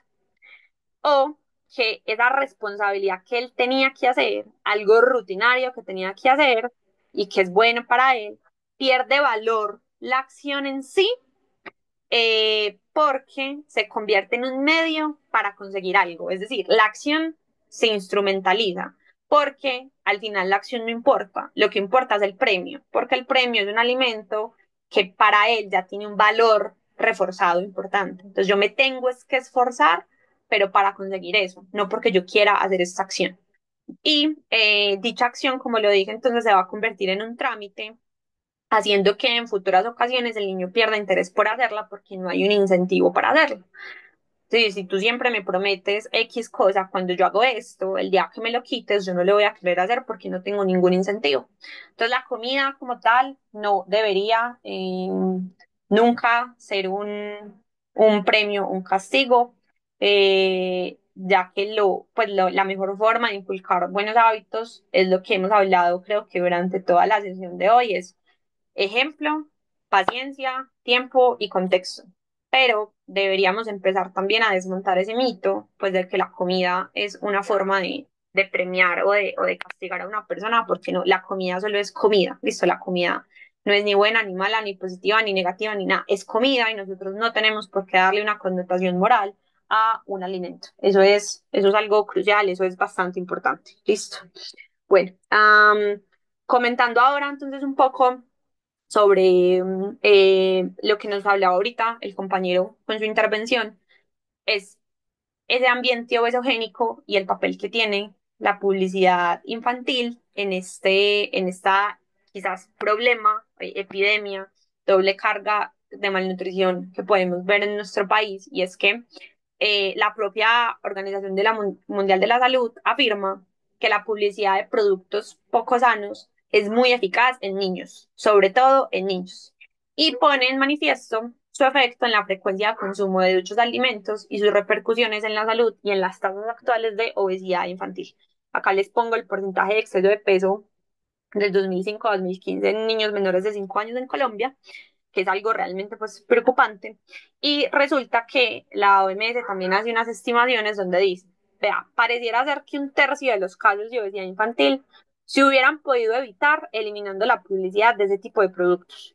Y por cada hora adicional que se ve en la televisión, aumenta un 2% la prevalencia de obesidad. Lo que nos decía ahorita nuestro compañero es que, claro, o sea, el marketing de la industria de alimentos no es, pues discúlpenme que lo diga así, ellos saben muy bien a quién se están dirigiendo, cómo hacerlo, y saben muy bien que entre más llamativos se le presenten esas cosas a los niños, eso obviamente va a aumentar las ganas de los niños de querer esos productos. E inclusive acá también hay una problemática, y es que a veces esa publicidad también está dirigida a los padres. Entonces esa publicidad excesiva de dale esto a tu hijo para que sea más grande, más fuerte, más sano, para que nunca se enferme, dale esto y esto es lo que necesita y esto y esto y esto lleno de mil y mil y mil vitaminas. Esa publicidad pues también afecta a los padres y recordemos que pues la ignorancia nos hace supremamente manipulables, entonces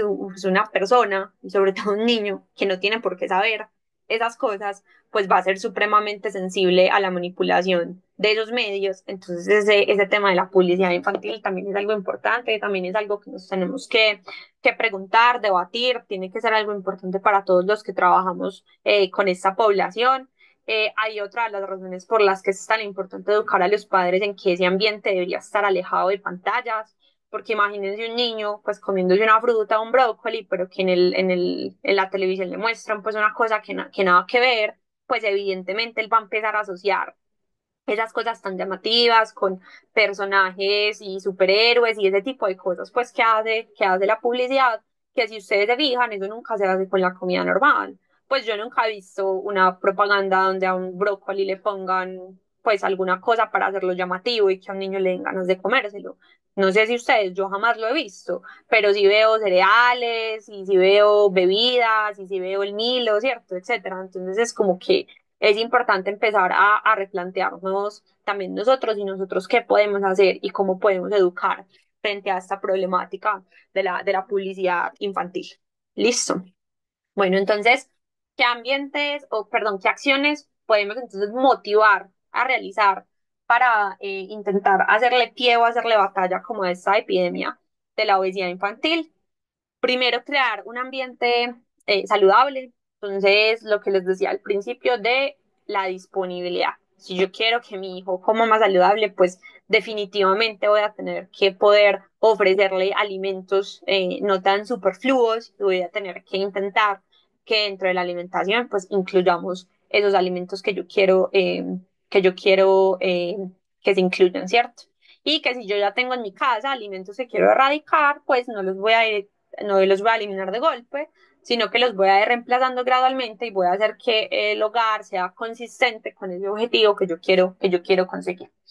Esto es algo pues que se repite, involucrar a los niños en la preparación de las comidas, ¿cierto? Ya les dije, los niños realmente que están en la cocina son más dispuestos a probar nuevos alimentos, eso les genera interés por nuevos alimentos, establecer rutinas de alimentación y horarios regulares en la casa. Esto también es una estrategia importante. Digamos que lo que les decía al inicio, al final son los padres los que deciden cuáles son esas rutinas que engloban la alimentación. Entonces, si en mi casa yo enseño que no se come con el televisor prendido, que no comemos utilizando ni celulares ni tablets, pues eso va a ser algo seguramente importante de respetar. Bueno, ¿qué más cosas van a ser importantes? Promover la actividad física, ¿cierto? También tenemos unas tasas muy altas de sedentarismo infantil, eso es importante.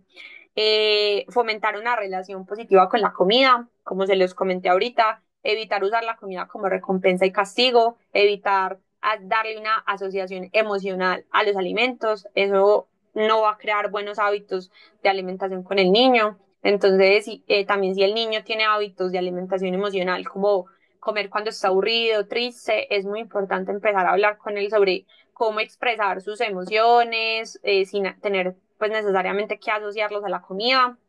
Eso es importante. Eh, Establecer metas realistas y pequeños cambios. Yo creo que a veces uno de los retos más grandes de educar en este sentido es que de pronto las personas creen que los cambios se dan de un día para otro, ¿cierto? Y que con un consejo que uno diga, entonces ya, con una acción que se implemente, entonces ya el niño va a cambiar y eso no funciona así.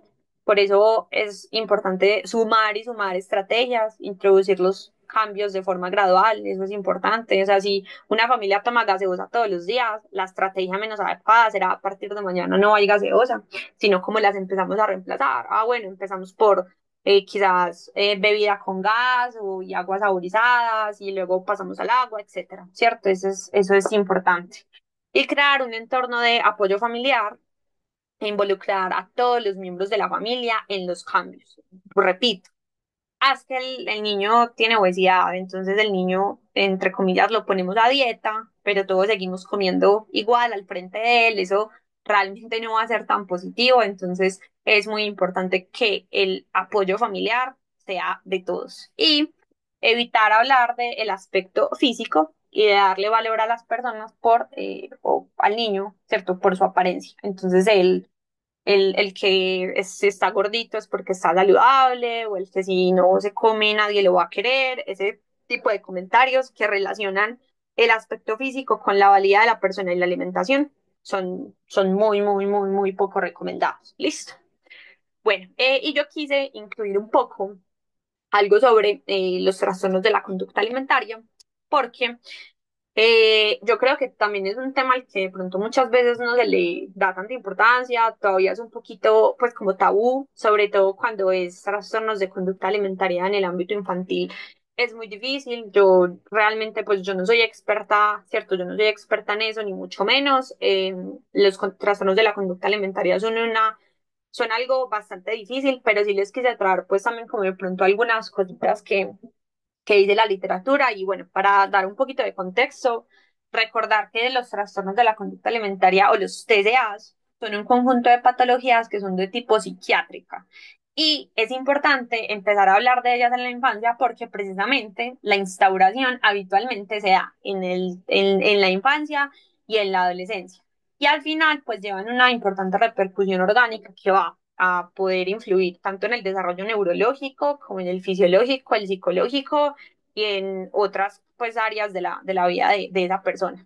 Y yo no sé si de pronto ustedes saben, pero dentro de los trastornos psiquiátricos que existen, la anorexia y la bulimia son los que tienen las tasas de mortalidad más elevadas y eso es bastante importante, ¿listo? Entonces, acá no vamos pues como a discutir la neurobiología ni la psicopatología de esto, pero sí es muy importante que nosotros tenemos que empezar a tocar ese tema con los padres y cuidadores, porque como les digo, pues suele ser un tema tabú. Y empezar a prevenirlos en la infancia radica, o la importancia radica en que esa etapa, como todos sabemos, es de gran vulnerabilidad nutricional. Primero, las necesidades nutricionales son muy elevadas. Recordemos que ellos están en rápido crecimiento y desarrollo. Y recordemos que es la época donde se instauran los hábitos alimentarios. Entonces es muy importante como incluir esto dentro de los programas de educación alimentaria y nutricional. Y sobre todo porque recordemos todo el tema de los premios y castigos, emociones, detractores cognitivos, eso va a configurar un montón la percepción que tiene el niño sobre los alimentos y resulta que muchas veces, o pues también se ha visto, a ver, me explico, los trastornos de los TDA tienen muchísimas causas, o sea, también son un problema pues multifactorial que por ende no tienen una única solución y es muy difícil como decir exactamente este niño tiene un TCA por esta razón, pero sabemos que hay factores de riesgo y sabemos que hay cosas que se pueden asociar y por ejemplo uno de los factores de riesgo son esas conductas de prohibición, restricción, de castigo con los alimentos durante la infancia. Entonces, una forma de empezar a hacerle pie a eso y empezar a prevenir es empezar a educar en ese tema. Listo, eso es bastante importante. Eh, entonces, bueno, todo lo que el niño pues reciba de la alimentación va a ser importante. Recordemos que un niño casi que cuando está pues en esas edades literalmente solo pues está durmiendo, comiendo, realmente no tiene pues mucho contacto con el mundo así como nosotros, entonces la alimentación es un medio muy importante para forjar los vínculos de ese niño con su madre, de ese niño con su padre, de ese niño consigo mismo, de ese niño con su cuerpo, etcétera, etcétera. Entonces es importante, o sea, ¿qué señales ha recibido ese niño frente a la alimentación? ¿Serán señales de amor o serán señales más bien de castigo? ¿Y cómo va a asumir eso cuando ese niño ya crezca? Entonces, por eso todo es tan importante. Entonces, por eso es importante esto. Y algunas cositas que podemos de pronto pues como empezar a enseñar es relacionado a lo que hablamos anteriormente, fomentar una relación positiva con los alimentos. Ya le dije muchas veces, evitar clasificar los alimentos como buenos o malos. Eso puede crear una mentalidad de culpa en los niños y en su lugar, más bien quizás podemos hablar sobre el equilibrio de alimentación, enseñarles cómo diferentes tipos de alimentos contribuyen a la salud de diferentes maneras, etcétera. Y digamos que hay que reducir el estigma frente a los alimentos. Eso es importante. Listo. Otra cosa es modelar una imagen corporal positiva. Entonces, los padres, cuidadores, deberían intentar hablar negativamente sobre sus propios cuerpos o sobre el de los demás en la casa. Yo creo que esto es algo que ha sido pues como común en los hogares, opinar sobre el cuerpo de las personas y esto es algo que tenemos también que empezar pues como a hacer educación en eso. Las expresiones de autoaceptación ayudan a los niños a desarrollar una relación saludable con su propia imagen corporal y esto es súper importante. Entonces, si un niño, por ejemplo, muestra signos de insatisfacción corporal, es muy útil reforzarle que el valor de una persona no depende de su apariencia, ¿cierto? Eso es bastante importante, más que más que reforzarle o la culpa, ¿cierto? Como si estás así, nadie te va a querer, etcétera, o ese tipo de comentarios. Otra de las estrategias más importantes es evitar el uso de la comida como recompensa o castigo. Repito, ya lo he dicho muchas veces, pero lo voy a repetir. Reforzar los logros o el buen comportamiento con comida no es bueno. Es mejor buscar otras alternativas, palabras de aliento, tener no sé, un libro de premios con stickers, una actividad divertida, etcétera, pero no comida, listo, la comida nunca se debería asociar a un logro, a algo feliz, o sea, no, la comida sí es algo feliz, pero no la deberíamos asociar como un medio para conseguir algo, listo.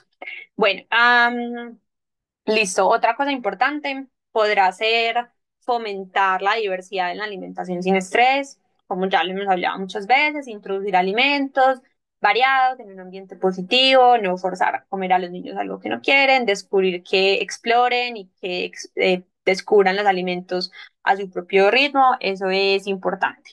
Mantener una actitud flexible y adaptativa frente a la alimentación, y ahí digo lo de ser niños, o sea, yo creo que si uno pensara en que uno fuera un niño en este momento o grande, yo creo que a nadie le gusta que lo obliguen, ni que lo hostiguen, ni que lo amenacen si no hace algo, por ejemplo, comer. Entonces yo creo que hay que evitar los extremos, o sea, ni el hostigamiento, pero pues tampoco obviamente ya la negligencia y el desinterés frente a la alimentación.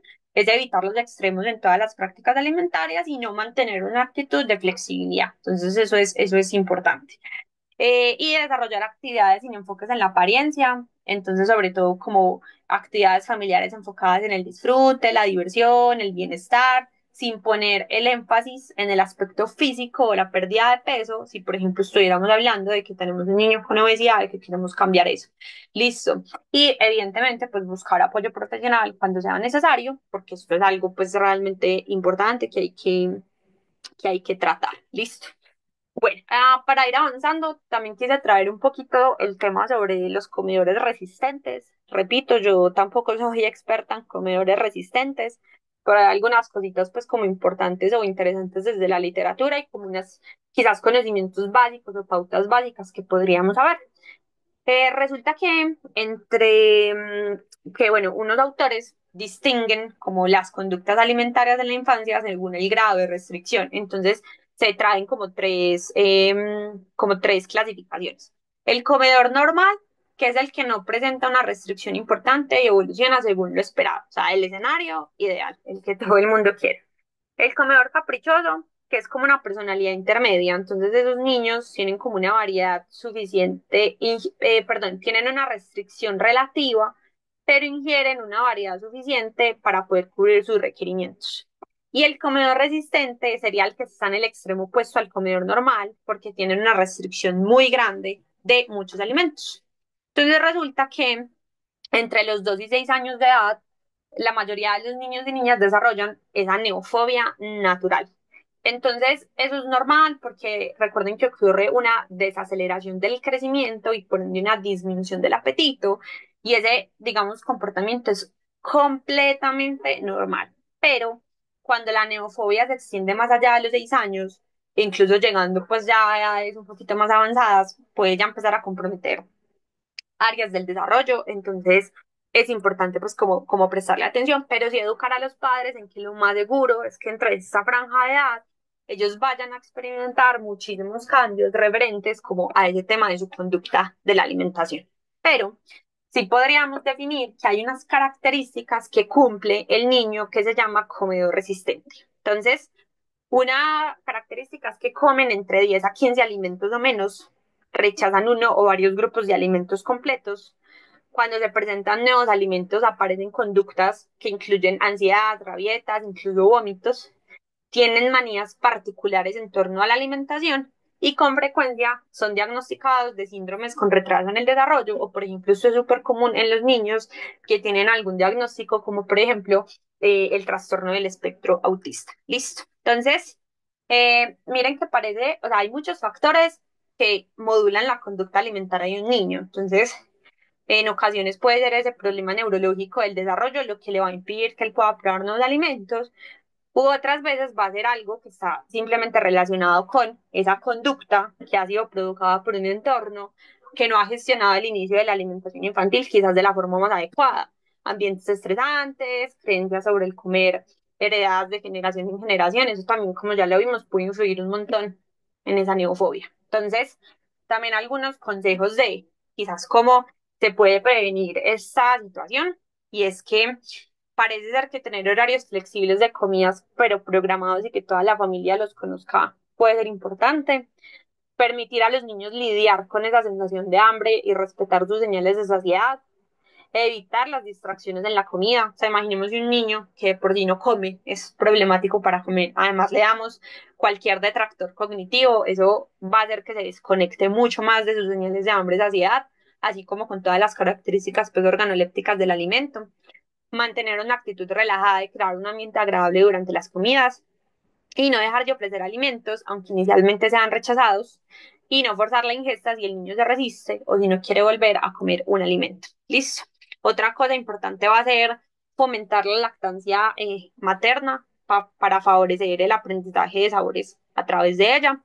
Informar a las madres gestantes sobre los beneficios de una alimentación adecuada durante la gestación, que eso también lo he hablado ahorita pues como una compañera, y es que claro, si la mamá en la gestación solo quiere comer de esto y aquello, también hay que empezar a enseñarle a la mamá que lo que consuma durante la gestación va a estar estrechamente vinculado con los gustos y preferencias alimentarias de ese niño cuando se inicie, por ejemplo, la alimentación complementaria. Ya sabemos del tema de la introducción de alimentos, cuando se hace demasiado tardía, eso puede afectar negativamente en esa aceptación de nuevos alimentos, que entre yo más alimentos variados ofrezca desde el inicio de la alimentación complementaria, voy a disminuir mucho más ese riesgo de neofobia alimentaria. Y las palabras pues que hemos dicho durante toda esta sesión, ejemplo y coherencia, esto es súper importante. Bueno, otras, digamos, consejos ya relacionados pues como en general de la alimentación, es que al final el acto de comer es una actitud ante la comida y ante la mesa. Entonces hay como algunas, digamos como consejos, y se le puede llamar así, a tener en cuenta, algunos aspectos a tener en cuenta y recomendaciones que van a ser esenciales para crear un ambiente relajado, de apoyo, de paciencia alrededor de esa conducta alimentaria. Entonces, darle opciones diferentes al niño, obviamente pues dentro de una variedad saludable, para que él sea quien elija qué, cuánto y cuándo comérselo, perdón, cómo comérselo, hablar sobre cantidades, hablar sobre la forma de la preparación, ¿cierto? Eso es importante. Implicarle en el proceso, digamos, darle responsabilidades acorde a su edad, todo lo que las habilidades que él ya pueda y pueda aportar en la preparación de ese hogar, perdón, de esa comida va a ser súper importante. Ofrecerle nuevos alimentos sin obligar a probarlo, dejar que se tome el tiempo para hacerlo, lo que les comentaba ahorita, y cuando lo haga, felicitarlo, reforzarlo positivamente por haberlo intentado independientemente de si le gustó o no. Si no le gusta un alimento en una ocasión, espera y prueba nuevamente de otro modo, en otra preparación, en otro contexto, ¿cierto? Quizás intentar con nuevas texturas, preparaciones, haciendo recetas diferentes, haciéndolo partícipe, por ejemplo, de la búsqueda de la receta, de la elección de los alimentos, etcétera.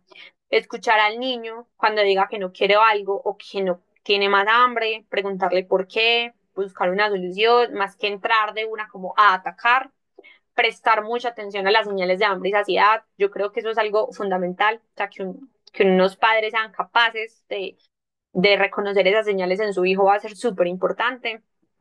Otra cosa es el tono positivo, neutral, cuando se hable de la comida, no debería influir en la decisión del niño, porque recordemos que al final eso es obligarlo, entonces no debería ser, como les dije ahorita, al extremo, pues sin ser autoritario, pero pues tampoco negligente, listo. Entonces resulta que si recordemos, si el niño percibe que algo está mal o que está prohibido, pues es posible que lo quiera con muchas más ganas.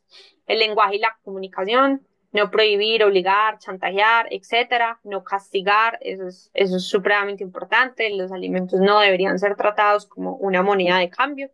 Y recordar que cada niño tiene su proceso, entonces y evitar compararlos. Ah, mira como tal persona se lo comió todo, no como tú, mira cómo come bien y tú cómo comes de mal, etcétera, etcétera.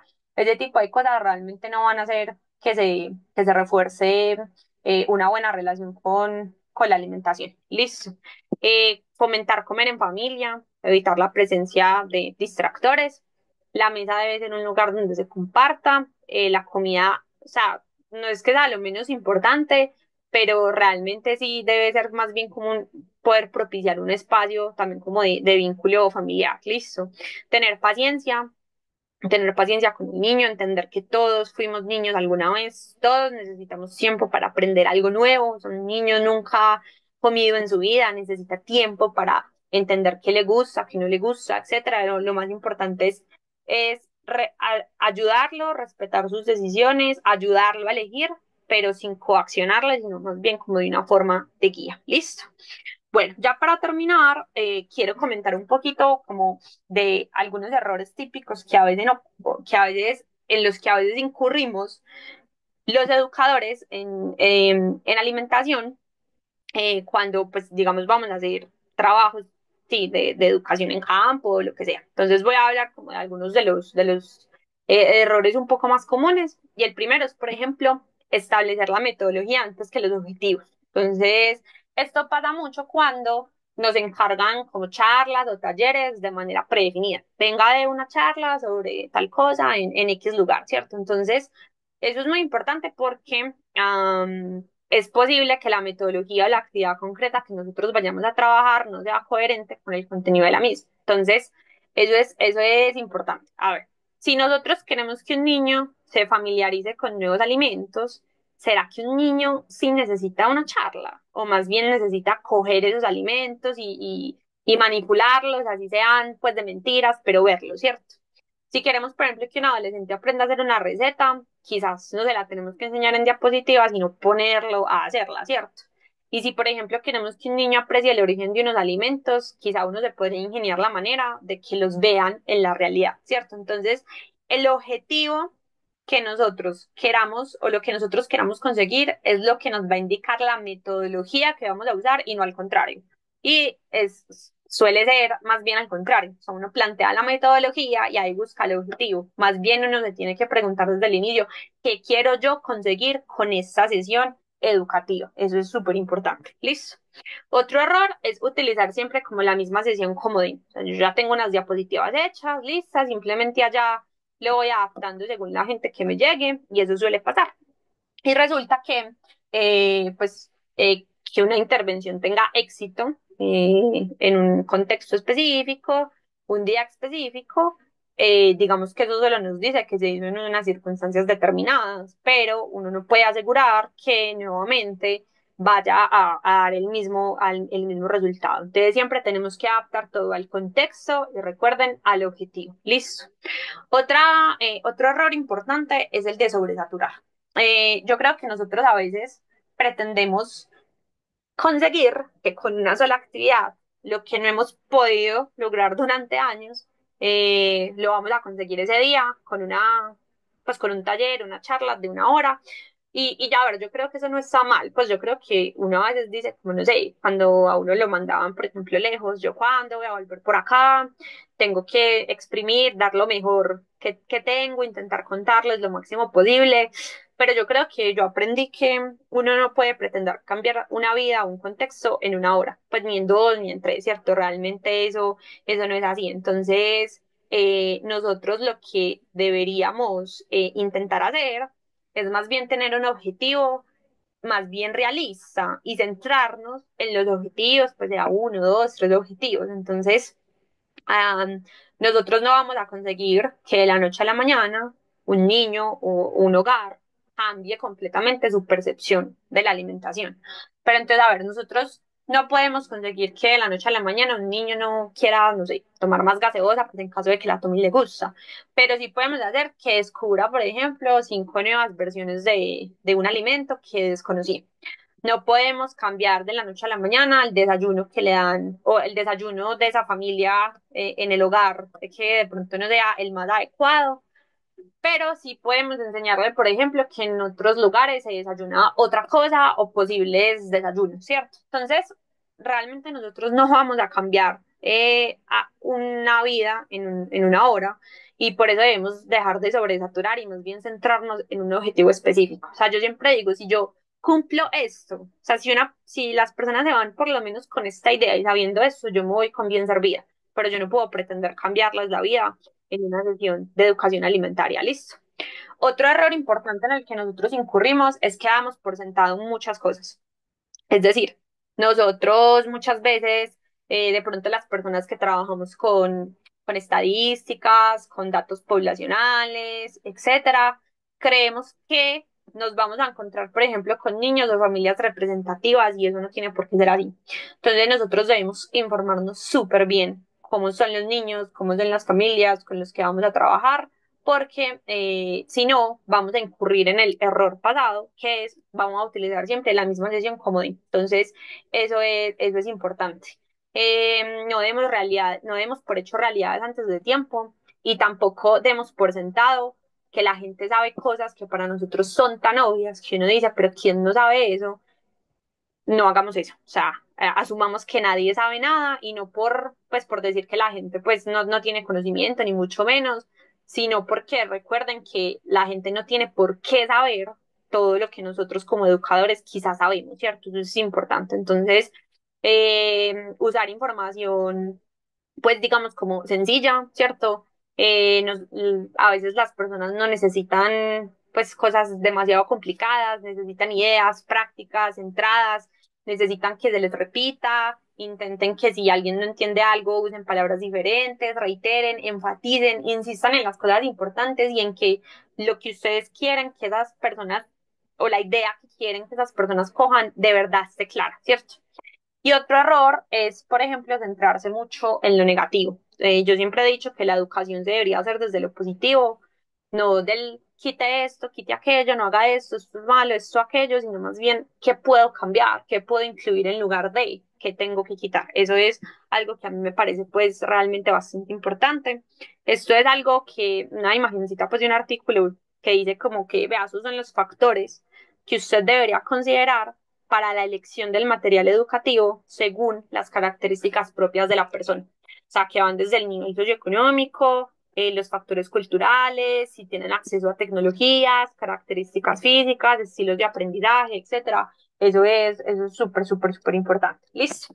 Y ya para terminar, también les traje como de pronto algunas ideas, y a ver, yo no soy, como les digo, ni psicóloga ni pedagoga, pero digamos que desde la psicología, pues como del comportamiento, si hay algunas cosas que se puedan tener en cuenta porque sabemos que cada persona o cada grupo de edad pues va a tener unos objetivos específicos, entonces hay de pronto como unas características comunes que nos permitan abordar la educación alimentaria de una forma más efectiva. Entonces, los contenidos que trabajar van a cambiar conforme a la edad, las capacidades de los niños o de los padres, a sus puntos de interés, a las prioridades que necesitan abordarse puntualmente en ese momento. Entonces, pues hay como un acercamiento a diferentes temáticas y metodologías que podrían funcionar bien en diferentes edades. Entonces, es importante que los contenidos pueden traducirse en objetivos muy diferentes dependiendo de la edad y para qué. Entonces, por ejemplo, eh, den algo de educación sobre la fruta. Entonces uno pensaría, listo, la fruta. Pero si uno le va más allá, uno pensaría que realmente la fruta, algo como la fruta, se puede abordar de diferentes formas dependiendo de lo que yo esté buscando. Entonces, a ver, ¿qué quiero yo? Que esos niños aprendan de la fruta. ¿Qué habilidad quiero que tengan relacionada con la fruta? Quiero que la identifiquen según sus habilidades, quiero que la aprendan, no sé, a manipular, a preparar, qué actitud quiero que desarrollen en relación con la fruta. Entonces, haciendo esas reflexiones, podemos deducir que hablar de la fruta con los niños puede derivar en cosas supremamente distintas y por eso es tan importante plantearse primero, yo como educador, qué objetivo estoy buscando, qué quiero conseguir, ¿cierto? Entonces, acá hay como diferentes metodologías, dependiendo como de la edad. Los niños entre los 6 meses al año, pues en efecto, lo que hay que hacer en esta etapa es despertar el interés por los alimentos, el reconocimiento de sabores y texturas, entonces utilizar, por ejemplo, juegos sensoriales, acá va a ser muy importante trabajar con los padres y cuidadores, ¿cierto? Ya con los niños de 2 a 5 años podrá hacer, por ejemplo, también despertar pues el interés por conocer nuevos alimentos, pero hacer a los alimentos ya como parte de su rutina educativa del día a día, o sea, así como se les habla de cosas todos los días, intentar que la alimentación también se vuelva eso. Entonces hay como diferentes metodologías que se pueden ya hacer con ellos, quizás cuentos, títeres, juegos para adivinar, etcétera, juegos de cocina, ¿cierto? Y ya con los padres y cuidadores, pues yo creo que uno de los objetivos más importantes será introducir esos conceptos de alimentación saludable quizás de una manera más atractiva, más asequible, más práctica. Y con ellos pues también pensar de algo más allá de unas diapositivas, sino quizás talleres de planificación, de presupuesto alimentario, de preparación, también pues materiales visuales, juegos de rol, proporcionarles recursos asequibles económicos, no sé, un listado de recetas económicas, una lista de compra, por ejemplo, las estrategias que les di ahorita para hacerle, por ejemplo, introducción a los alimentos a los niños, informarlos sobre la preparación, almacenamiento, o sea, todo lo relacionado con la alimentación práctico que ellos puedan incluir en su hogar. ¿Listo? Bueno. Y pues yo les dejé como unas estrategias pedagógicas, igual recuerden que ustedes van a tener pues como esta presentación, entonces pues como qué estrategias pedagógicas se pueden usar, entonces por ejemplo modelado conductual, es decir, que los padres, perdón, durante una sesión realicen actividades relacionadas con la alimentación al frente de los niños, juegos, cuentos, juegos sensoriales, son pues bastante chéveres, interesantes, actividades de juego de rol, de vamos al mercado, por ejemplo, listo. Y acá les dejé pues como unas ideas pues de diferentes juegos, el plato saludable, con la explicación pues del objetivo, la carrera de frutas y verduras, el bingo de alimentos saludables, crea tu propia merienda saludable, el juego del mercado saludable, planificación de menús saludables, desafío de recetas saludables, juego de preguntas y respuestas, taller de preparación de comidas, el juego de la aventura nutricional, que pueden ser diferentes formas como de salirnos un poquito de las diapositivas, entender que si queremos educar a niños debemos ser un poco niños, listo, y te les van a compartir también algunos recursos en formato PDF, donde van a poder encontrar información pues bastante importante para quien les guste este tema y quieran pues como explorar un poquitico más. ¿Listo?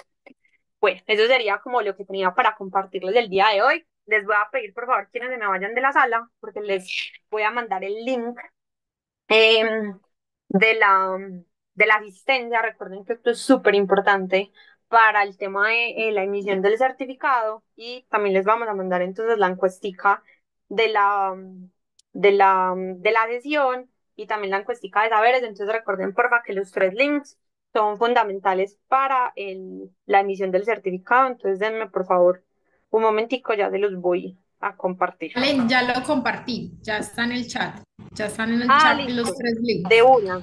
Lo voy a mandar también por Ah, listo, WhatsApp. súper. Listo, perfecto. Muchísimas gracias. Bueno, no sé si de pronto hayan preguntas, comentarios, y si no, pues muchísimas gracias a todos los que asistieron a estos dos encuentros.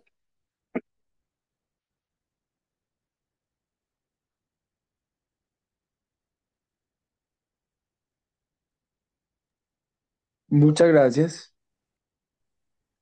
Muchísimas gracias, muy Listo, muchísimas interesante gracias todo. a ustedes. Listo, muchísimas gracias a ustedes. Muchísimas gracias.